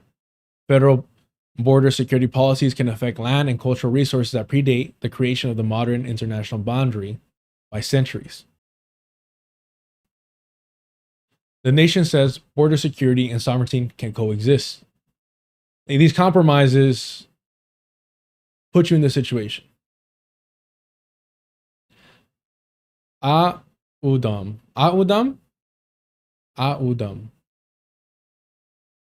The Tohono O'odham Nation has emphasized that it is not opposed to border security. The nation has worked with the federal government for decades on border enforcement and has developed what it describes as a robust, multi-layered approach to securing its border. And look the good it did for you. According to the nation, that system has reduced apprehension of illegal border crossers by more than 95%. The nation argues that the existing system demonstrates that border security does not require a massive static wall through its reservation. The nation has always been committed to securing the border and the U.S. homeland and has worked with federal governments for decades on this issue. As stewards of this land, the nation has also focused on effective solutions that make sense. The nation contends that the static 30-foot wall is an outdated approach that would create substantial damage without providing a commensurate security benefit. I mean, you're trying to rationalize with these individuals that love aesthetics over solutions. And the solutions that you're claiming should be sufficient for them are what? Preventing people from fleeing their homes, fleeing for their safety? What is it? What are you essentially bragging about here? That you've been successful in preventing people from finding some sense of security and safety and a better life?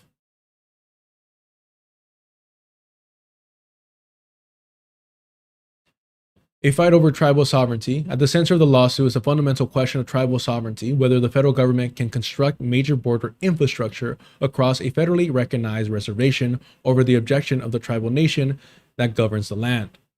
The Tohono O'odham Nation encompasses approximately 2.8 million acres in southern Arizona and shares roughly 62 miles of international boundary with Mexico. The international border divides the traditional homeland of the O'odham people. Families, communities, and religious traditions have existed on both sides of the border since long before the United States and Mexico established the current boundary.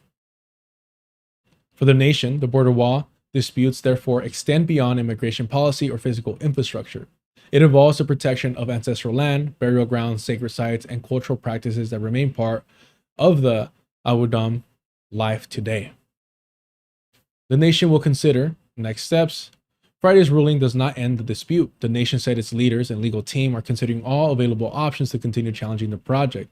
As we chart a path forward, we will continue to push for common sense border solutions that provide security without destroying our heritage, cultural sites, and natural environment. The nation has established a webpage providing additional information about the lawsuit and its history of border protection efforts. I mean, keep fucking dancing for them. I don't know what to tell you. Like, that's going to bring any... Like, what are you saying? Look how good of a job we do for you? It's no different than, like, Mexico using its southern border as a bargaining chip. And then expecting, what, the U.S. to act kinder?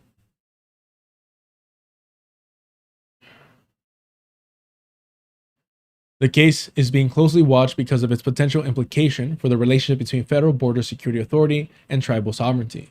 For the Tohono O'odham Nation, the issue is ultimately about whether protecting the U.S. border must come at the expense of protecting an indigenous nation's land and cultural heritage. We will continue to push for common sense border solutions, Jose said, that provide security without destroying our heritage, cultural sites, and natural environment. Which leads us to this piece here.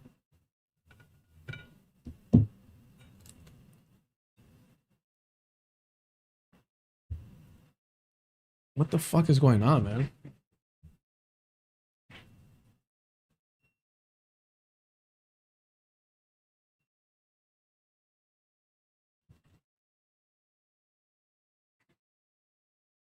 Who slandered you, Vic?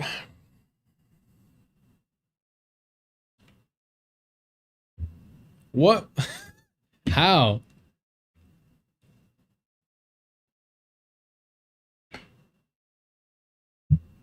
Oh, that was too sweet. That was way too sweet. There's so much honey on that.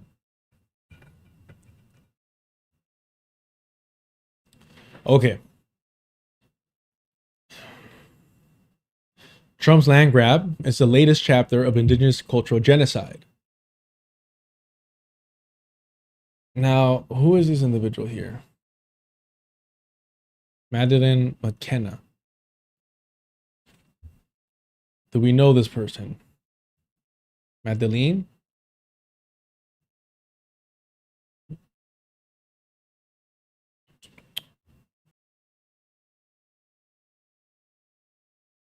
Nope.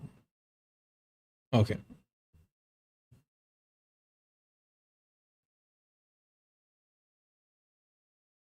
I don't know. All right, let's focus. Okay.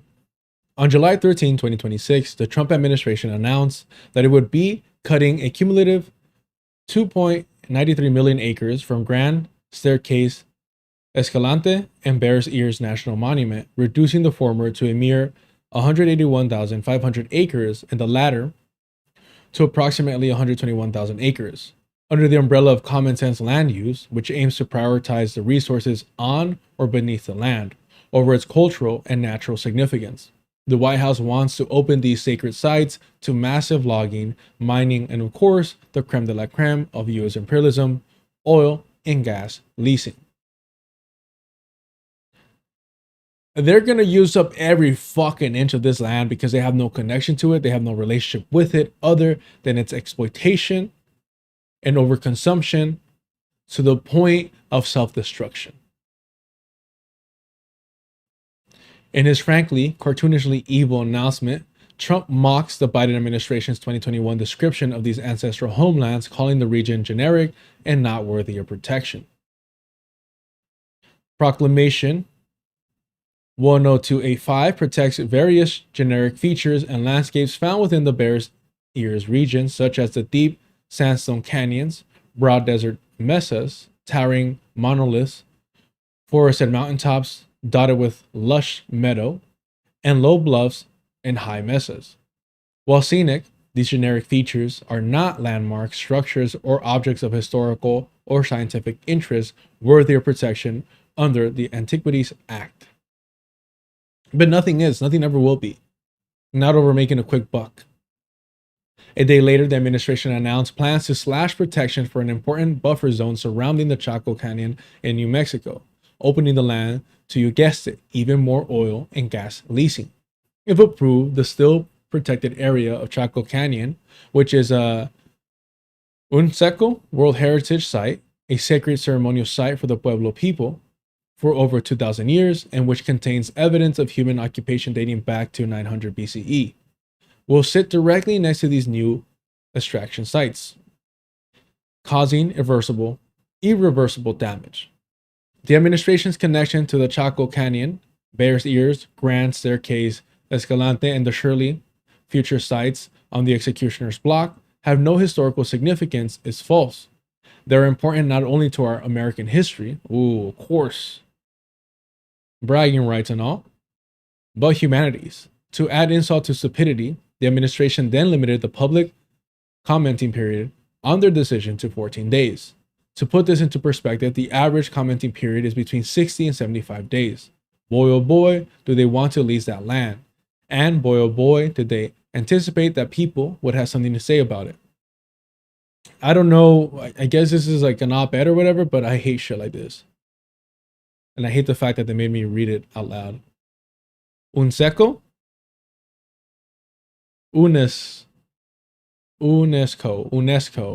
there you go, UNESCO. Thank you.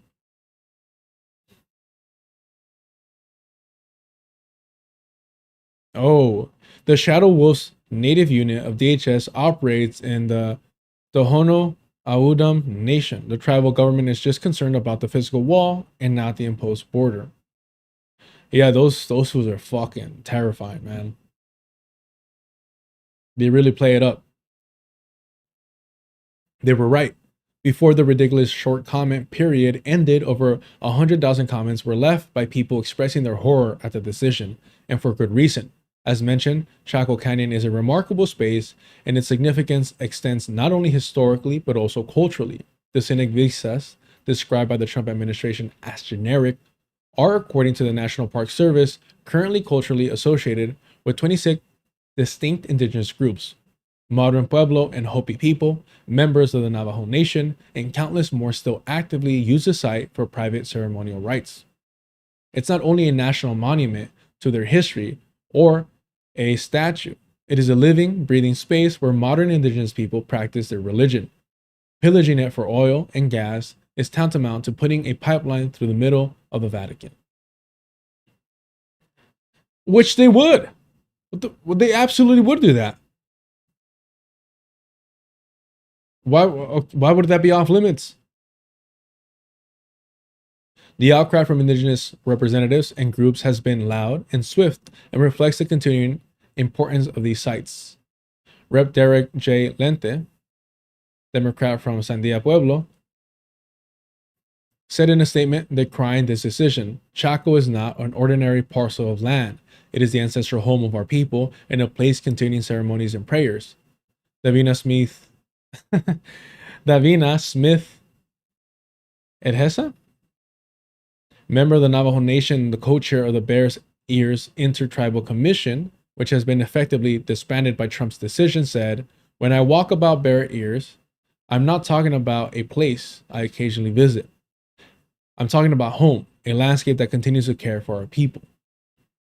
Unsurprisingly, the federal government also did not consult with any of the tribes or representatives associated with these sites before deciding to gut them, even though they are required to obtain input. Input. It's so fucking performative. Emerson Hackford, a Bears Ears Intertribal Coalition Youth Council representative, stated, "One of my biggest concerns is the fact that zero tribal consultation was used during this decision. In these actions, there were no tribal representatives that were contacted, and the government is supposed to have an obligation to listen to us." We can add the gutting of these sites to the long list of times the United States has violated land treaties with indigenous people in the name of progress, or more accurately, resource grabbing, with zero regard for the consequences to A, the land itself, and B, the people connected to it.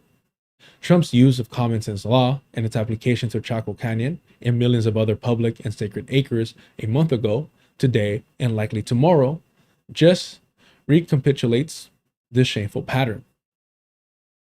There has been some excellent journalism regarding the disastrous environment impact of gutting these spaces and millions more acres already sacrificed for resource extraction. The leasing of these lands will not only poison these sacred sites, but also the indigenous people who live around them. And Denny community members have rightly raised concerns about this. The pollution does not recognize boundaries. It moves through the air we breathe and water we depend on, placing the greatest burden on our elders' children, said Wendy Axidi, a member of the Eastern Navajo Profano community, in a separate release shared following the press conference. The damage to the environment and the people living in the area cannot be understated. However, if we focus all our rage on the environmental issues, we risk highlighting another vital piece of this American tragedy. American tragedy. What the fuck are we doing here, bro? You're writing this shit, you're studying this, you're seeing how it's affecting indigenous people, and you're still on with this bullshit fucking patriotism about America? I mean, if this doesn't make you just fucking denounce the settler colonial fucking project, I don't know what will. One that is perhaps harder to grapple with because it involves using a very contentious word that starts with a G. Okay, fucking AOC. The G word. These aren't just attacks on public lands or the natural world. They're a continuation of the centuries-long American genocidal project against the indigenous people of Turtle Island that began the moment European boots crossed the gangplank of whatever boat brought them here. This is the legacy that millions of America. Jesus Christ. This is the legacy of millions. Excuse me. This is wow. This is the legacy that millions of American citizens who are descended from white settlers, me included, shock. We must contend with in order to discontinue the work our ancestors started 400 years ago. We must reckon with the idea of cultural genocide. The dissertation of these sites should be framed in this way. Genocide is at its core an attempt at the complete and total erasure of a targeted group. It relies not only on the type of physical violence listed above, but also on what Raphael Lemkin, who coined the term genocide, referred to as cultural genocide. Cultural genocide includes the systematic destruction of languages, institutions, and heritage, including cultural sites, and, importantly, to the case of Chaco and other sacred places, places of worship. As one of the many heads of the genocidal hydra, cultural genocide gets far less attention and was left out of the UN Genocide Convention in 1948, maybe because it doesn't fulfill our obsession with gross, voyeuristic physical violence. Maybe because, if indeed, we'd have to admit that some genocide never ended. Violence can take many forms. There is no doubt in my mind that the Trump administration's endangering of Chaco Canyon and other sacred spaces is an act of violence and falls under the umbrella of cultural genocide. Yeah, or just, I think we're gonna leave it there. I'll leave it there. I don't know if I want to. I'm not impressed with what I've read so far, to be honest. I'm not impressed with her writing or her insight.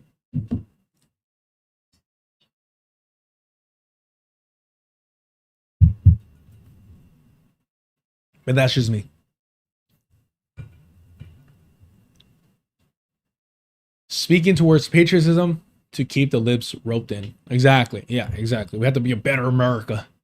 We have to treat these savages a little better. We got to be better than our ancestors.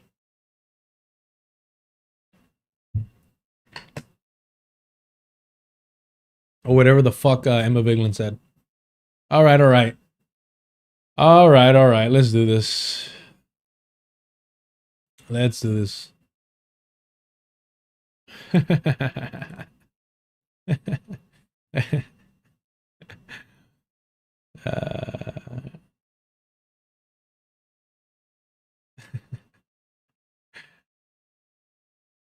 All right, all right. Y'all ready? I thought there was a longer clip of this. Do me a favor, y'all. Let me know if there's a longer version of this. Let's talk about.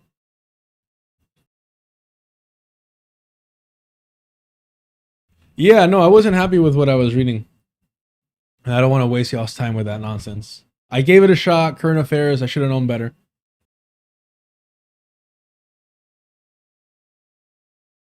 But that's why I also made the effort to connect it to the statement that the indigenous nation had released and the ongoing court case in that. All right, let's get started. Is there a longer version? I remember seeing something longer than like 10 minutes. Y'all are obsessed with this man, bro. I don't fucking get it. I don't understand it.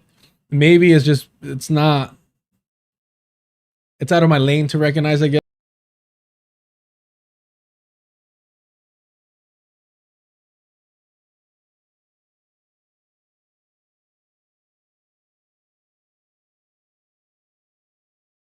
Maybe I'm just not gonna get it. Any other black folk want to engage in radical activist language in this fucking chat? There we go. I'm with BT. You guys sure get excited for him to pull up. I just don't understand. I don't know, like the need to argue with a lib. All right, let's get this started over here. Do me a favor, y'all. Hit the like button, subscribe to the channel if you haven't, hit the notification bell if you want to know when I go live. Consider supporting the channel. Consider supporting the channel through super chat, super stickers, and memberships. Check out the Patreon. $2 gets you access to the Discord, where we have the unofficial book club on Saturdays. They're currently on Meditations on Finance Record of the Earth. as well as the Sunday article readings and the occasional watch parties. Go ahead and check that out. And if you want to help support without anyone skimming off the top, hit up the Cash App, deculturation on everything. Everything's in the description below. Thank you so much. About DSA, then we're gonna play a little Tekken. I want to talk about DSA. Wait, Roland Martin over here. Do I even want to do this to myself? Side note, has FD done anything with Endless Cemetery? Because Endless is always playing Tekken. Or else I'm gonna put it out there into the world that he's dodging that fade. How we doing today, Uncle Roland? How we doing today? Let's see what Roland Martin talk about. Let's start here. Shockwaves are going to be sent. This is the New York Times with 83% of the vote in. Angie Nixon is up 55-44 against Alex Vindman. He had endorsements. He had millions of dollars. She did not raise lots of money. It was Angie Nixon, of course, who was battling, fighting voter suppression, fighting Ron DeSantis. Angie Nixon has won the Democratic primary in the state of Florida. The race has been called by the Associated Press. Yo, that is a huge upset in Florida, Mustafa. He had the endorsements, Democratic establishment. Oh, whoa, what's going on, bro? I don't know if my roast gene. I gotta deactivate my roast gene. Cause what is my man doing here with the red tie and the Kangol and the Beijing beard? I told y'all, I kept telling people, folks are saying in Florida, we want a fighter representing. I don't know if I like that. I think it looks great. You know, I think he's holding it down. I think he's doing his thing. But okay. All right. We're being petty. I'm with that. Us, this is huge. Is Roland really saying that? I ain't been paying attention to Roland because, like, I don't have like strong beef with Roland Martin. Like, Roland Martin's not on any list, but I also know Roland Martin's and me wouldn't be. It'd be cool, it'd be chill, but like, you know, Roland's very much an establishment black liberal. I don't know, bro. I'm cool with Dr. Ball. So when Dr. Ball says fucking we got an issue with Roland, we all got an issue now. Whatever's happening in the fucking senior center stays at the senior center. All right. I let Geechee worry about that nonsense. All right. Making sure that no dentures get lost, making sure that people go home with the right canes and all that. You know what I mean? That no trading of prescriptions is occurring during fucking I don't know what they do, the talent show section. I don't think he's an APAC type of dude, but he's very much an establishment politics black liberal. So like, has Roland had any commentary? Has he taken a stance on DSA shit? He said he's a secret member of the Marxist Unity Group. I doubt it, but I hope. You know what? Sure. But I think it's really interesting. Maybe I don't know that inside joke or whatnot. But I mean, I don't want to get involved in this. But I mean, come on. He's a full-on capitalist, pushing capitalism. He's hustling here. He's making a buck. Why are we pretending that it's anything other than that? So like there's all this conversation about the white left, the DSA. Like if you go on Threads and you're me, you're gonna get a whole lot of black liberals trying to convince you that the DSA is secretly racist and that no black people are involved in leftist anything. And it's just some white people shit, right? Meanwhile, they're not wrong about the fucking DSA, again, depending where you're at. But they're not wrong necessarily. All the best things that we've gotten out of the DSA have come from black candidates, right? Oni in the chat, shout out to Oni, you know what I'm saying? Now, I am fence sitting on the DSA. If you saw me with Brianna Joy Gray last week, we were basically talking about the I'm sorry, Marxist Unity Group is one of the left wings in DSA caucuses. Bro, if I thought that the DSA were fucking cucks to the Democratic Party, what the fuck is a Marxist Unity Group? Do they like fucking hold hands and swing and be like, We will not be silenced. We will not be silenced at the DSA fucking caucus. What the fuck are you gonna do? You're a Marxist unity group within a democratic socialist organization within a genocidal democratic party. Homies, I hope you get a fucking wedgie every day of your life. I hope that you get punked, bullied, mocked, pointed, and laughed at every fucking DSA meeting. Oh shit, that's right. Fuck.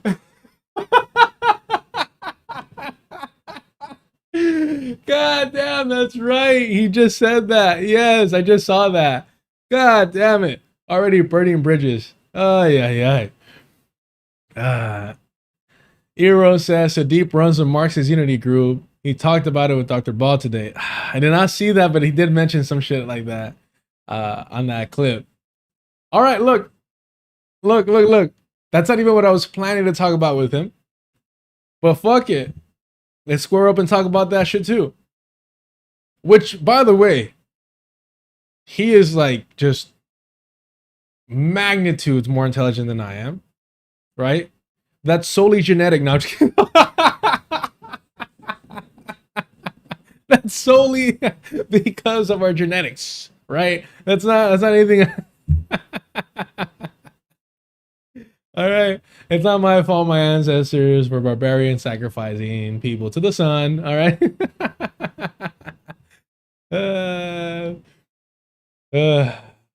You know, his people got colonized by the intelligent British. Mine got colonized by the backward fucking Protestant fundamentalists. Oh no, Spaniards, I guess, right? Yikes. All right. Not beating the allegations? Fuck the allegations. No. In all seriousness, I think that'd be a cool conversation to have. I totally forgot about that aspect of it.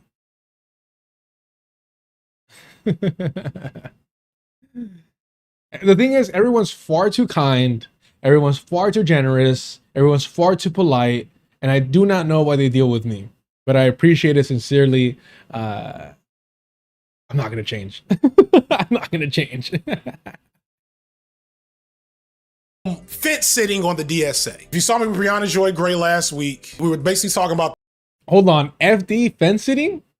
Hold on. FD Signifier fence sitting?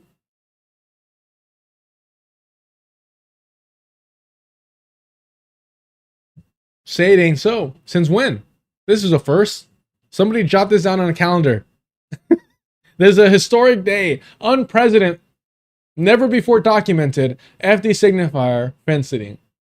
Candidates, right? Oni in the chat. Shout out to Oni. You know what I'm saying? Now, I am fit sitting on the DSA. If you saw me with Brianna Joy Gray last week, we were basically talking about the DSA, and Brianna has a lot of critiques. Brianna's position is way more invested and passionate than me.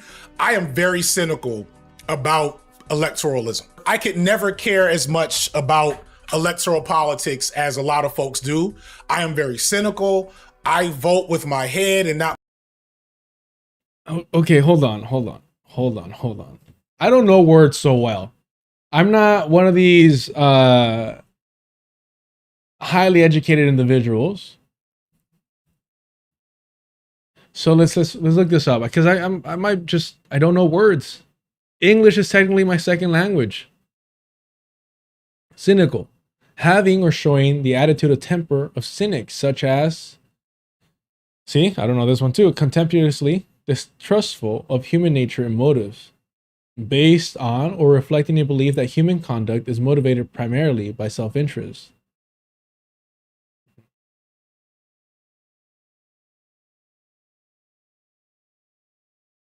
A fault-finding, captious critic, especially one who believes that human conduct is motivated wholly by self-interest.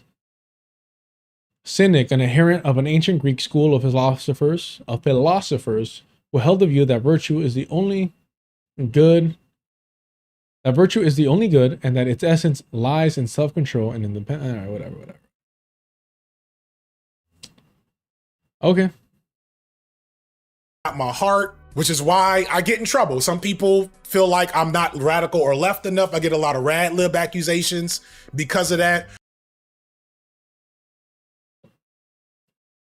Silence, not just silence, rad lib. You do not get accusations. You are what you are. All right, let's stop this. It's so frustrating. It's really annoying to be like, I'm gonna go vote for this, genocidal party, but it's not gonna have any reflection on me and my beliefs. My vote has nothing to do with me or who I am.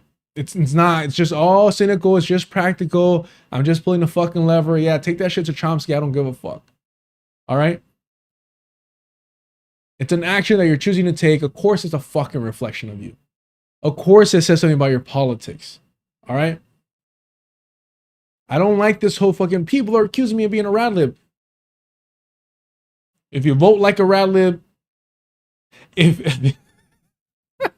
you normalize the genocidal Democratic Party like a rad lib, if you excuse voting for just you're a fucking rad lib. I don't know what to tell you. You gotta fight Diallo now. It's not a fucking fight. All I ask for is fucking honesty. All I ask for is honesty. All right? You're a Democrat.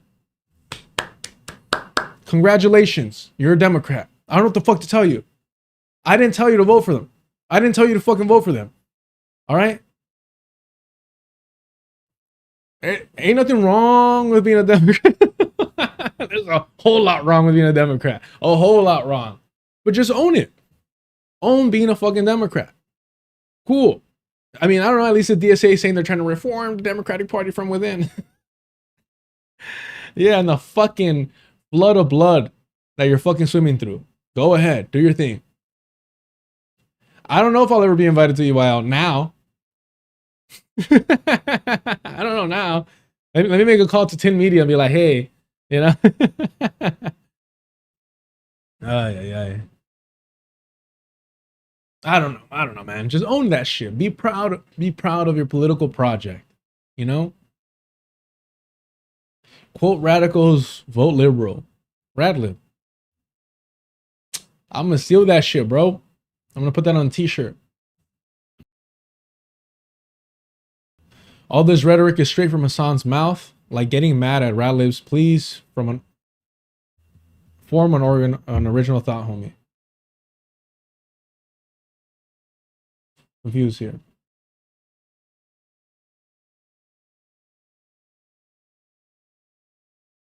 All this rhetoric is straight from Hassan's mouth, like getting mad at Radlib. Please form an original thought, homie. Oh, okay. I get what you're saying. Hassan gets all butthurt when you call him a Radlib, right? That's right.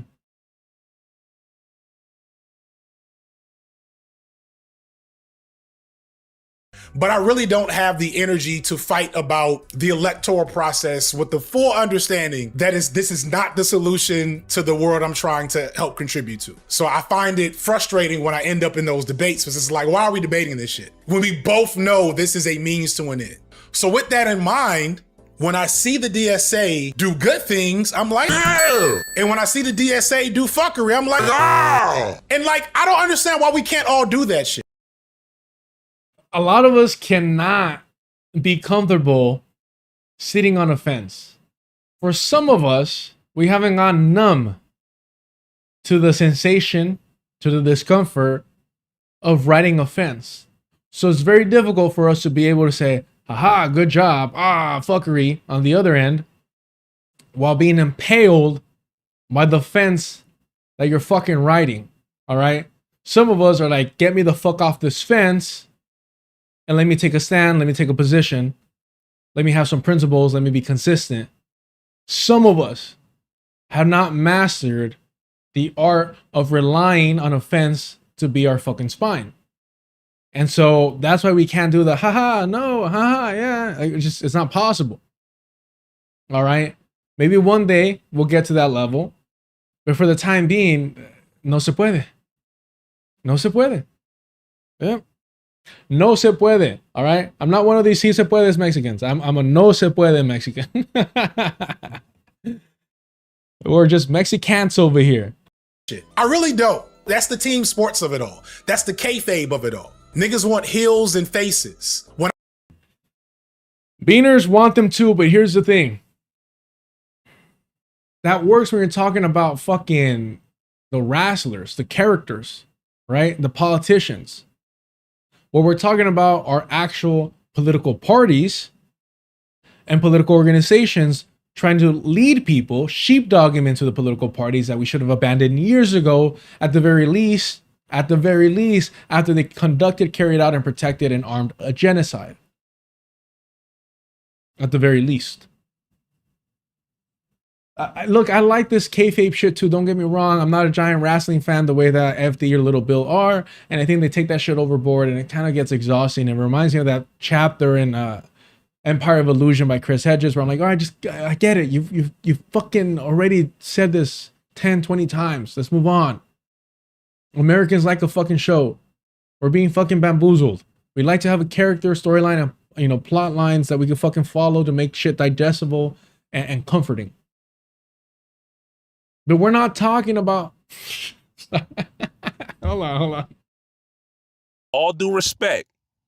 No disrespect to my Palestinian brothers and sisters. But we're not talking about Palestinians. We're not talking about the kayfabe shit. We're talking about actual political parties and their political organizations that they're using to bring back voters for the next genocide to occur. For the next genocide to be excused. That's what's going on here. But go ahead, downplay this shit like it's just Vince McMahon in the background pulling the string. When I made that Mamdani video is some of my best work from this time, from last year. I don't even know it's the one I was in, but I was going to say because I was in it, dog. I was way too nice. Because I wasn't trying to be like super fucking bombastic. I was like, I'm not gonna play a fucking character. I'm just gonna tell you what I think. That Mamdani video I did this joint right here. Cause every time Mamdani does something, I'm right. Where is it at? Where the fucking video at? There it is. Listen to what I say here. This is a high.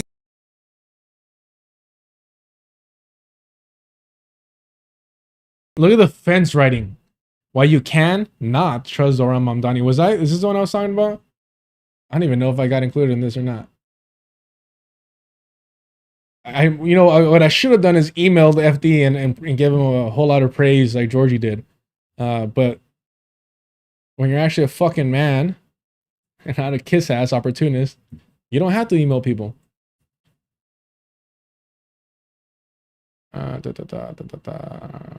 Damn, man.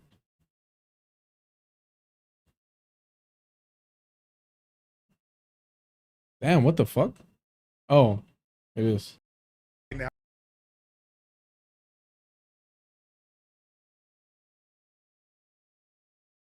Period of time, like for months, everyone's canvassing, everyone's doing this. Like you can do that, not just about like a guy. Like do this about the things you want to happen. And it's because of that Black Studies degree. I just feel like you can't get that degree. Stop. Damn, no, I'm full of shit right now, He's pulling your heartstrings already. Stop. Look, you're saying, oh, at least Obama waited till he, won. Zoran was doing it before he won. The difficult part of winning, the primary. I feel like that was a difficult part. That's the one where I voted for Kamala Harris. You got a problem? I voted for Kamala Harris. You got a problem? He does like the reverse Graham Plattner. He starts apologizing for like actually being a leftist at some point, right? He goes on Fox News and starts groveling to like the NYPD. And he says, "Oh no, I've privately, kissed their boots, but now I'm here to do it publicly." And to that level, I'm like, bro, like you're acting like if you haven't won the primary yet. Like, stop. Who are you catering to? What are you doing here? It's not for votes. So who is it for? And I do think that it's for, the establishment. I do think it's to let people know, to signal to them, hey, I'm here. It's all for show. I'm here for you. Zoran Mamdani is the current mayor-elect. I mean, did I lie? I think that's it, right? I think that's all he uses. Maybe a little bit more here. And the check hasn't cleared yet, by the way. That's all it is. It's just a branding exercise. Like it's all rebranding. That's all it is. It's just a branding exercise. I mean, the joke of having all these options, right? The luxury of the United States, they have 2 capitalist parties, right? All that stuff is very true. It's all about branding.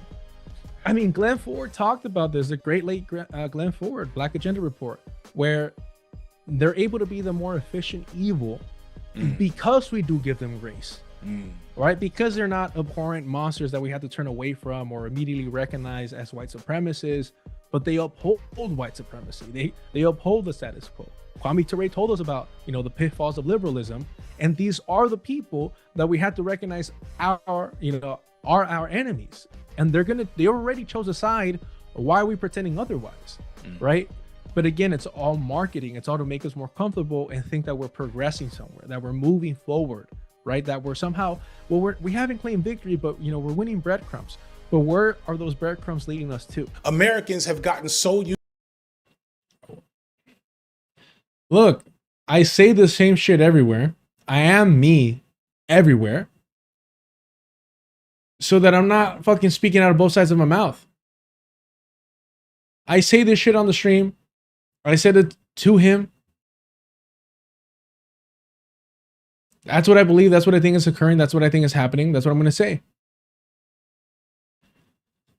So at the very least, if you interact with me privately, publicly, it'll be consistent. I don't need to bullshit. I don't need to pretend to be somebody else. I don't have the fucking patience for that. I don't care enough for that. I need to be true to myself and what I'm all about. Which ain't much. It ain't much. But it makes it easier. It makes it easier. But this right here is just so frustrating because it's like, I don't know how long you can continue pretending that this is for the greater good. How many genocides before you tap out? To Donald Trump. There, and it's like, we're looking at a Democratic Party who just capitulated to Donald Trump and his shutdown. And I grew up on welfare. I grew up on WIC and all these things. Like, that was my childhood. That's what we needed to live. This isn't something that I read in a book. This isn't something that I hear secondhand. This was my childhood. I don't really talk about my life like that because while I know that a lot of people hearing of it would either relate to it or won't be able to relate to it, I still think that I was beyond privilege. And yet I'm still working class. I'm still crazy in debt, student loans, all these things. Right? Living paycheck to paycheck, like literally living paycheck to paycheck.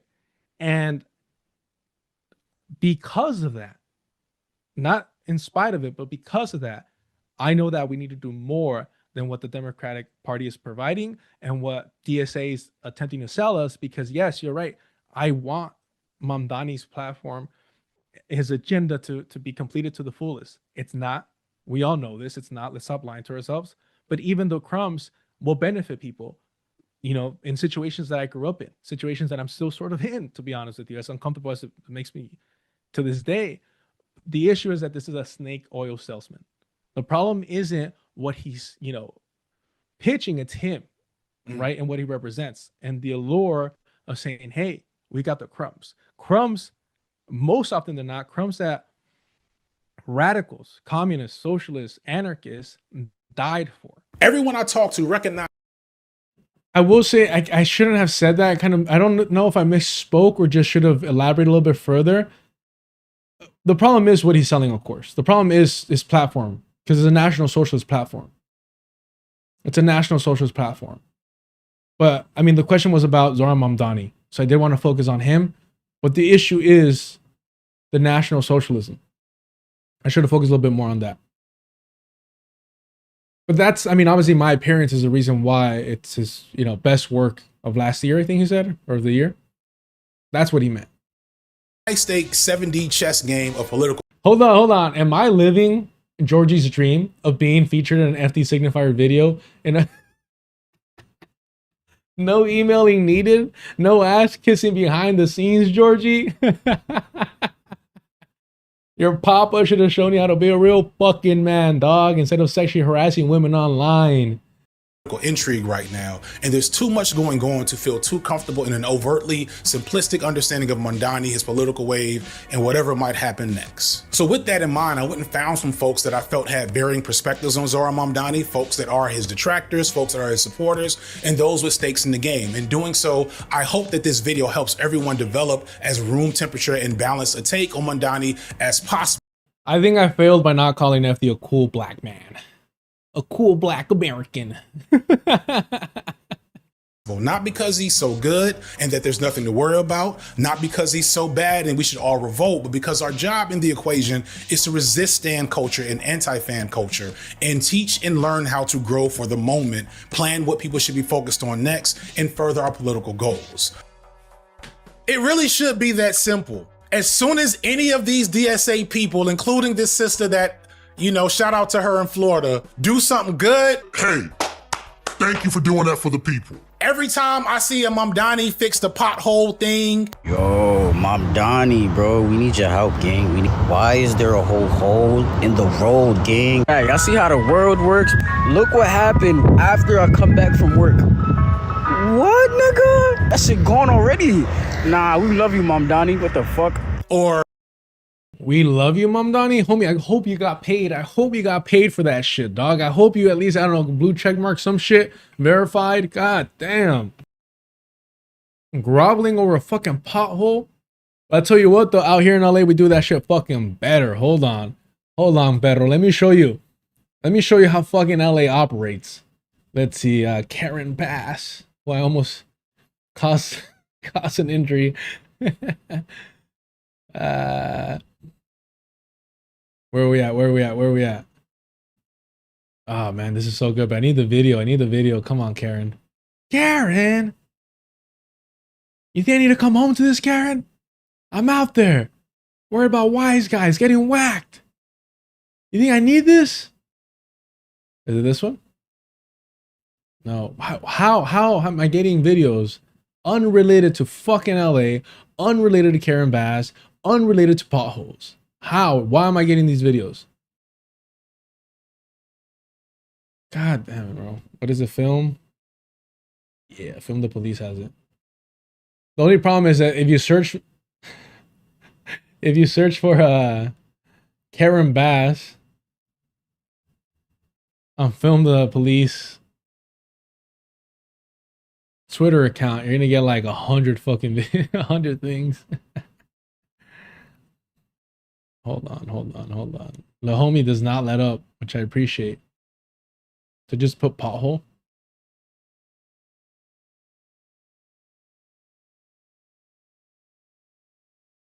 Come on.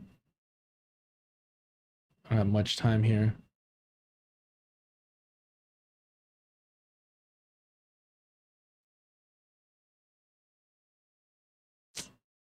I'm really not gonna find it. I think it was like an IG post where Karen Bass is like, oh. Let's see.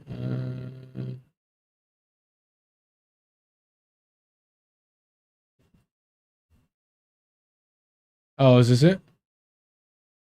Here we go. Found it. Sorry for the wait.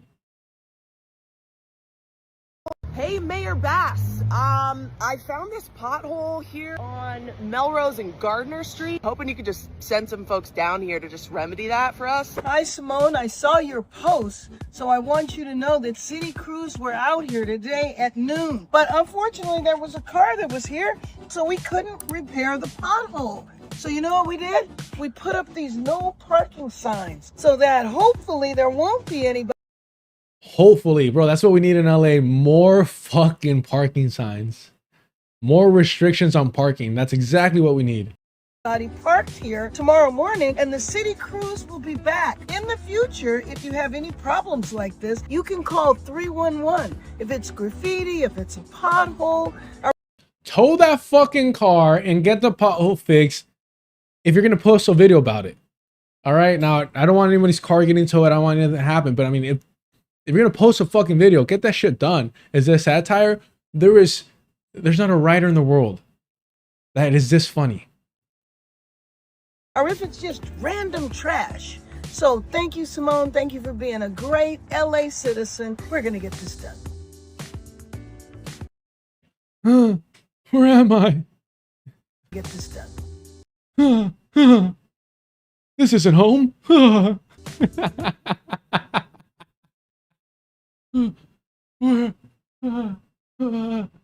Mitch McConnell, is that you?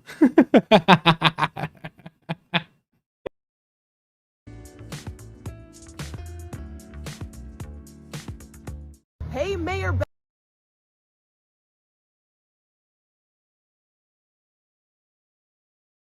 Or, you know, kids getting free healthcare, socialized grocery stores. Shout out to all that shit. As soon as some of that pro-police, IDF police chief shit pop up, hey, stay on his head about that shit. But I'm sorry, what do you mean as soon as? I told you he capitulated to the NYPD. He kept Tish on as a NYPD commissioner before he took fucking office. Before he took office. I told you this. We all knew this. What do you mean, oh, if and when? I don't know if I agree. This is something that Brianna alluded to and we didn't get into it. Brianna has the critique that we are compromising principles for electoralism. And I think that's completely accurate. My position is, like, so many of these people were not there with us like that to begin with. Does that make sense? With Brianna, we talked about woke one a lot. I'll let the bro. And again, if Brianna Joy Gray to your fucking left, if Brianna Joy Gray quote, what was it that she said? I've protected the whites. I use my body to protect the whites. She didn't say that. She said some shit though. I mean, close enough. Let's see here. To describe it as woke one is to concede the terrain. That's the first thing. I'm the person that's been running race cover for the left all of these years.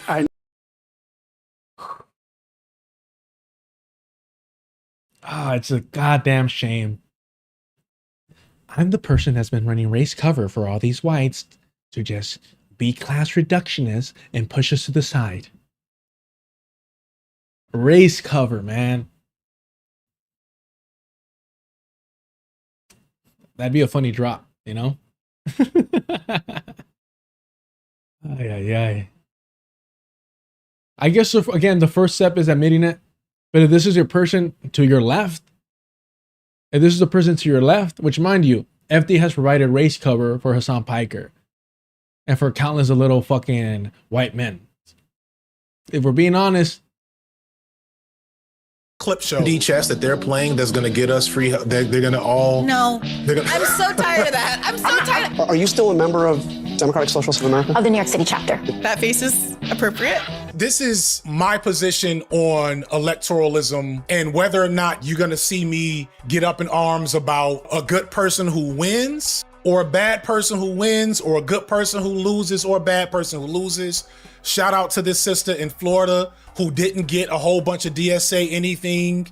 And Nixon, who says she's not for defunding anything. Nixon, who says she's a capitalist. Nixon, who said she's not a socialist and that everyone should know that. All right, cool. Oh, why? Oh, the lesser of two evils, that's why. And still won by a landslide against an establishment candidate.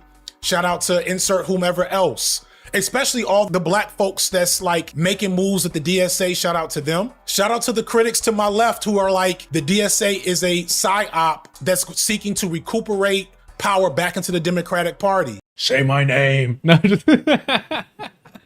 Oh, Cavernacle gets a shout out. Cavernacle gets an apology. The little old brown Mexican historian, Afro-Latino historian that is. Nada. Can't get no respect. Is a psyop that's seeking to recuperate power back into the Democratic Party. Because that's also true. That's also true at the end of the day. We're still in a duopoly. Because that's also true. That's also true. What is this? This is a weird font too, colors. I don't know about this color choice. I would say it's only true if your sole interest and assumption is you can capture and wield power within the current political structure and the current mode of commodity production, any comrade worth their salt knows that the current mode of production must be eliminated and that all the rest of this is advertising for radical new ideas. But I admit I have a dog in this race. Did I miss something? Okay, did I miss something? Like, do you add this? Is this your editor? Is this you? I don't know. It says editor? Oh, okay. That's weird. Have we reached a point where the editor has their own streaming channel? I like when that happens. I like when you get the behind the scenes person. Recuperate power back into the Democratic Party. Because that's also true. That's also true at the end of the day. We're still in a duopoly. The DSA is not a third party. It is a party within a party. I still think support for that party is useful and tangible and meaningful for for oppressed people in this country right now. Okay, right now, in the immediate, maybe sure you can make that argument. But if you're admitting that I'm right, which it's not about me being right, just observing fucking reality. If you're admitting that it is correct, let me put my ego aside, that the DSA as an organization is meant to sheepdog people back into the Democratic Party, to add a new veneer to the Democratic Party, a new paint job, to normalize genocide, to say, hey, we could redeem a genocidal party, all this stuff. You admit that's correct. Well, you're acknowledging and saying that it's still beneficial for, first you said black, and then you say oppressed, for oppressed people to buy into that shit, to buy into it. So in other words, you're cool with them getting tricked by the DSA's rebranding of the Democratic Party. You're aware of the trick that is being played, which is normalizing a genocidal party. So you're cool with this National Socialist advertisement of getting crumbs now in order to excuse the next genocide. Right? Is that where we're at? Again, all I ask is for honesty. All I ask is for you to be direct. You're cool with these crumbs, like I mentioned directly to you, things that were already fought for and taken away, pulled back. In other words, it's going to happen again. They're going to get taken away and pulled back in a couple fucking years if they ever get fucking accomplished. You're cool with receiving that at the cost of normalizing the next genocide. And if you say yes to that, which it seems like you are, then you're cool with that happening every so fucking often. Rinse and repeat. We are not in a position, in my opinion, from the way I see it, to be so righteous-minded as to say, hey, this free childcare thing, nope, revolution only. So like all you motherfuckers, all these niggas in the SWATs in Atlanta, all these niggas in Clayco, like you all don't get nothing. Nope. I literally say that word for word. I want you to know that I say that exact thing word for word. None of that, only revolution. Why build this fucking straw man? Why build this? Why fight this straw man? I mean, this is the fucking Hassan vibe shit, right? This is when you're just regurgitating what fucking Hassan Piker says. And it's so frustrating because it's like, all we're asking is to stop normalizing, stop investing in a genocidal party when they're giving you fucking crumbs. All right? That's all we're saying. But if you choose to do that, just be fucking honest about it, that a genocide of Palestinians is not sufficient enough for you to say, fuck that, we're not normalizing your shit anymore. Just all I ask is for honesty. I don't think that's very difficult. I don't think that's a fucking high bar. But go ahead, yes, we want revolution tomorrow. Let there be a million Luigi Mandiglionis. Yeah. Nobody vote for Keisha Lance Bottoms in Georgia. I'm abstaining from voting for the black Democrat female government candidate. Solely based on those things. Solely based on that. Solely based on the fact that it's a female. Solely based on the fact that she's black. That's the sole reason I will refuse to. Come on now. What are we doing, bro? What are we doing? Yeah. Like, you all don't get nothing. Nobody vote for Keisha Lance Bottoms in Georgia. I'm abstaining from voting for the black Democrat female government candidate, even though the other candidate is literally Donald Trump on steroids, and they kept a black woman alive for 3 months on an incubator so they can pull a fetus out of her. And who didn't say that it was a priority to codify Roe versus Wade? Chad, can you remind me who refused to codify Roe versus Wade? Who said it wasn't a priority to them?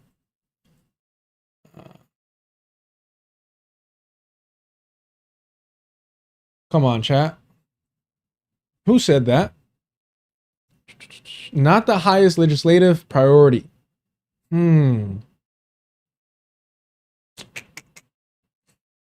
Who said that, chat?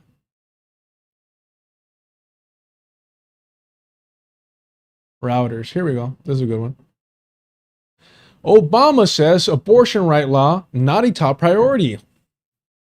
What? What? A Democrat? A black Democrat from Chicago? What?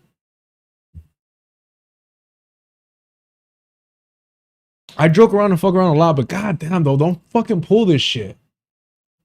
We have to be at least above that nonsense, bro.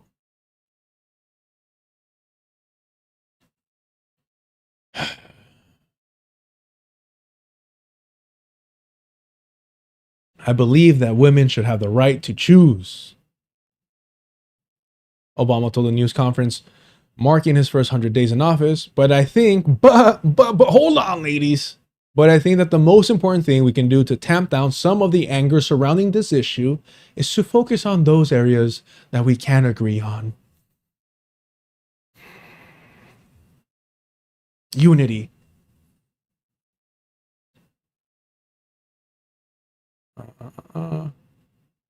I would like to reduce the number of unwanted pregnancies that result in women feeling compelled to get an abortion, or at least considering getting an abortion, particularly if we can reduce the numbers of teen pregnancies. Oh, wow. Why has nobody ever thought of that before? Asked about the Freedom of Choice Act at Wednesday's news conference, Obama said it's not the highest legislative priority. My view on abortion, I think, has been very consistent, Obama said. I think abortion is a moral issue and an ethical issue. There are some who suggest that this is simply an issue about women's freedom and that there's no other considerations. I think, look, this is an issue. This is an issue that people have to wrestle with, and families and individual women have to wrestle with.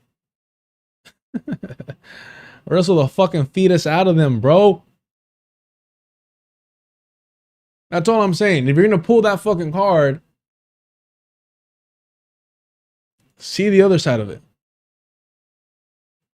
We want abortion laws here supported, but now I'm not voting for Keisha Lance Bottoms, though. That type of absolute stance doesn't make any sense. There are too many people suffering for you to just not click a button. You ain't gotta donate, you ain't gotta campaign, you ain't gotta make videos about it, you ain't gotta do none of that shit. Just click the fucking button so some niggas can eat. Like,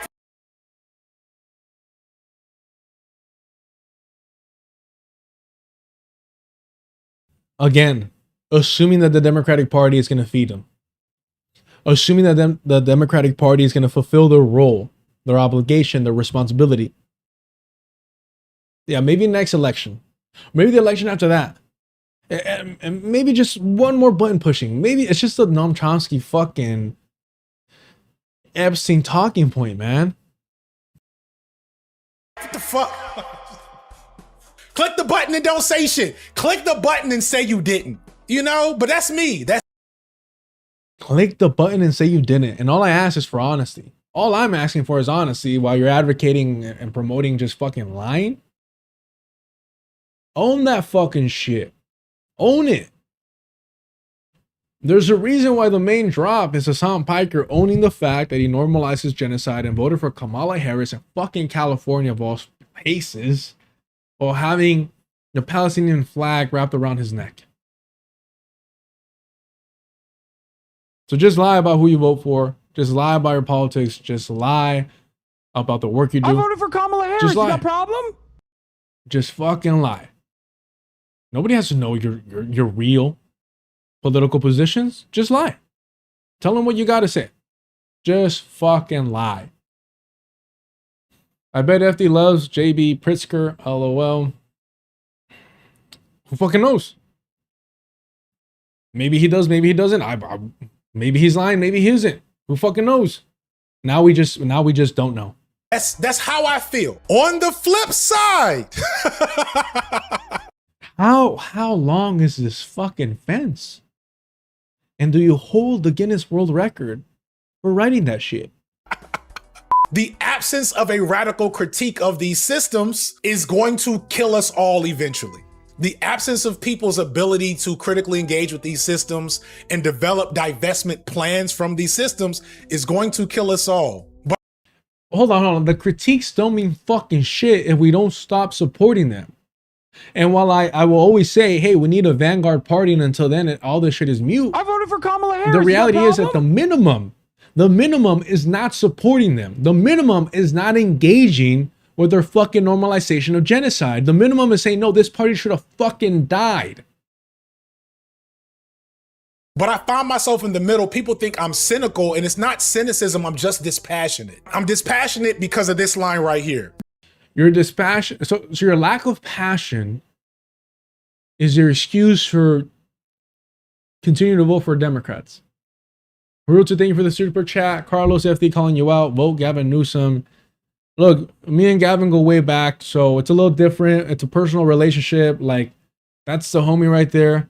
You know what I mean? So, like, I've been to a couple of his pool parties. It's cool. It's just different when you're from the same neighborhood and you know each other, you know? So it's like, I just want to see all my dogs win, bro. That's different. It's a different thing, dog. It's just different.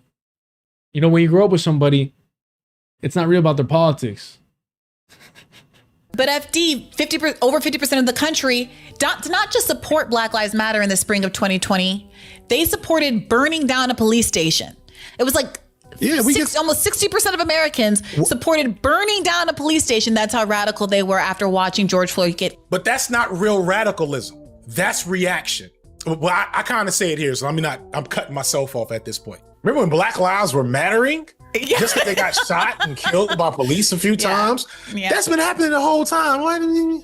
Yeah. The problem is they killed George Floyd and we didn't burn everything down. And once these folks understood that everything wasn't going to come down, it was all negotiable.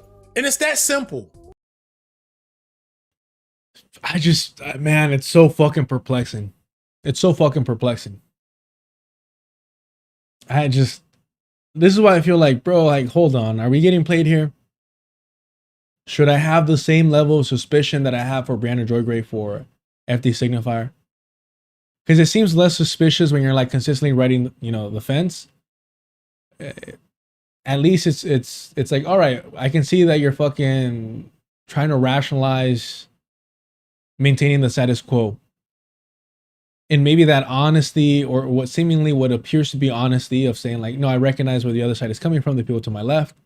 But man, like, it's just, if you're saying, oh, the fact that we didn't burn this whole shit fucking down and we negotiated, signal to them that they can't take us seriously, that there's not going to be any accountability or consequences for their continuous murder of Black people. But then you turn around and say, like, just vote for them. What's the big deal? Just vote for them. Just vote for them. What's the big deal? Just continue voting for them. What's the big deal? Just lie about voting for them.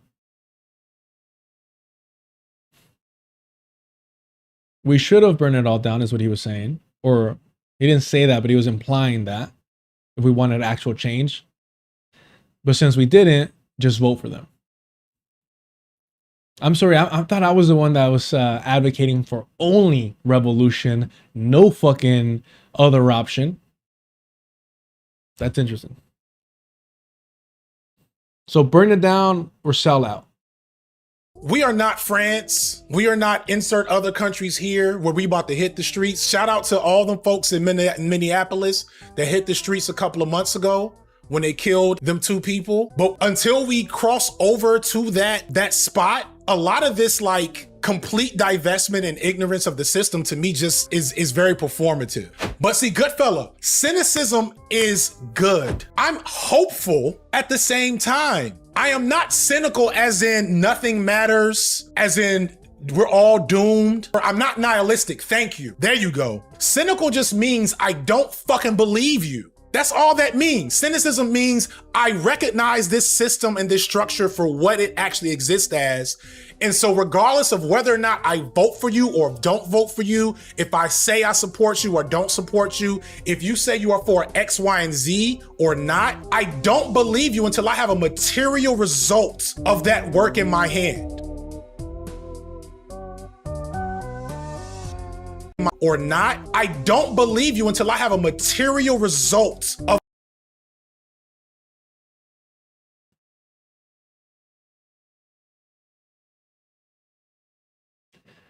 What makes this concerning is that for all intents and purposes,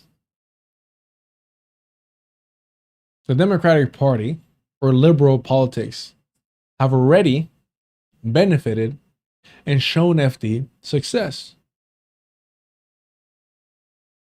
So realistically, materially speaking, the only party, the only people that he can believe, because it's that show me the money moment, has been provided through the Democratic Party and liberalism.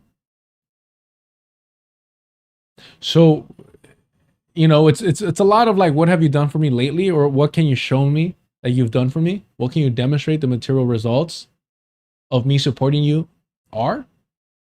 And if we're taking that approach, then yeah, surely continuing to vote for the Democratic Party is in your best interest. But that's not necessarily how solidarity works. And if you're saying, well, specifically the Black community, or generally speaking, oppressed people here within the belly of the beast has suffered enough, let them fucking eat cake. And remember back then, cake was referenced to like crumbs, right? If that's your approach, think about the poor people here while neglecting and ignoring having international solidarity with people that would fucking kill to be in the position that you're in. Not you, FD specifically. Harris, you got a problem? But to be within the belly of the beast struggling.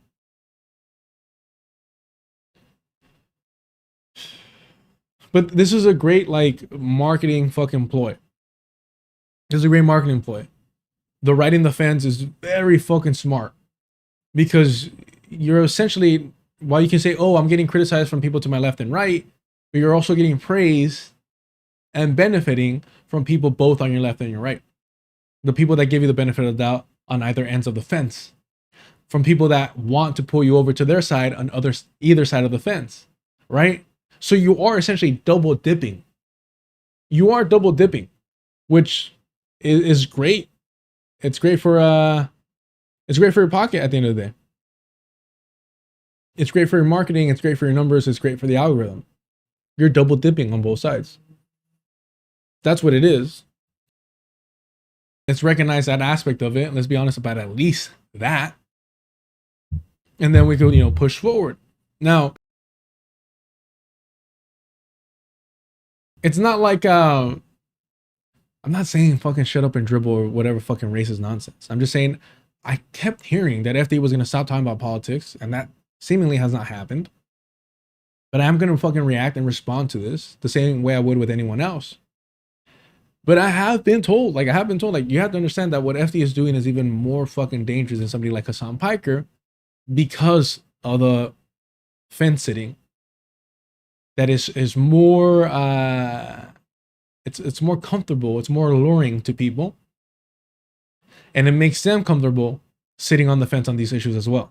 You can't be neutral on a moving train, especially when that train is fucking causing a genocide. And now you might say that it's just virtual signaling. It's just trying to make yourself feel better, pat yourself in the back by not supporting the Democratic Party. But at the end of the day, the same way that you're trying to downplay supporting a genocidal party by saying just press the button, you could even lie about it. I'm saying that exact same thing. Hey, you don't have to press that button. You don't have to sell your soul. All right, pressing that button is not going to mean the difference between somebody actually like within the ability to be living or dying. Because if it did, pressing the button for Obama would have guaranteed that the black woman that you use as a talking point would never have gone through that. So what button would actually address that? And how many buttons do we have to press? Well, they're dropping bombs on Palestinians. While they're dropping bombs on Iran. How many buttons do we have to press? How much agony, horror, torment, carnage do we have to ignore in order to press that button? Do me a favor, y'all. Hit the like button, subscribe to the channel if you haven't already. Hit the notification bell if you want to know when I go live. And of course, if you want to help support the channel, check out the Patreon, where for $2 you get access to the Discord. Check out the unofficial book club on Saturdays. They're currently on Meditations on Fanon's Redshirt of the Earth, as well as the article readings on Sundays and the occasional watch parties. If you want to help support without anyone skimming off the top, hit up the Cash App, Deculturation on everything. All information is on the description. I appreciate it. I don't know what else to say about that. Let's wrap up here. Remember what Glenn Ford said, organize with eyes wide open. And as always, The Beast by John Trudell. See you here.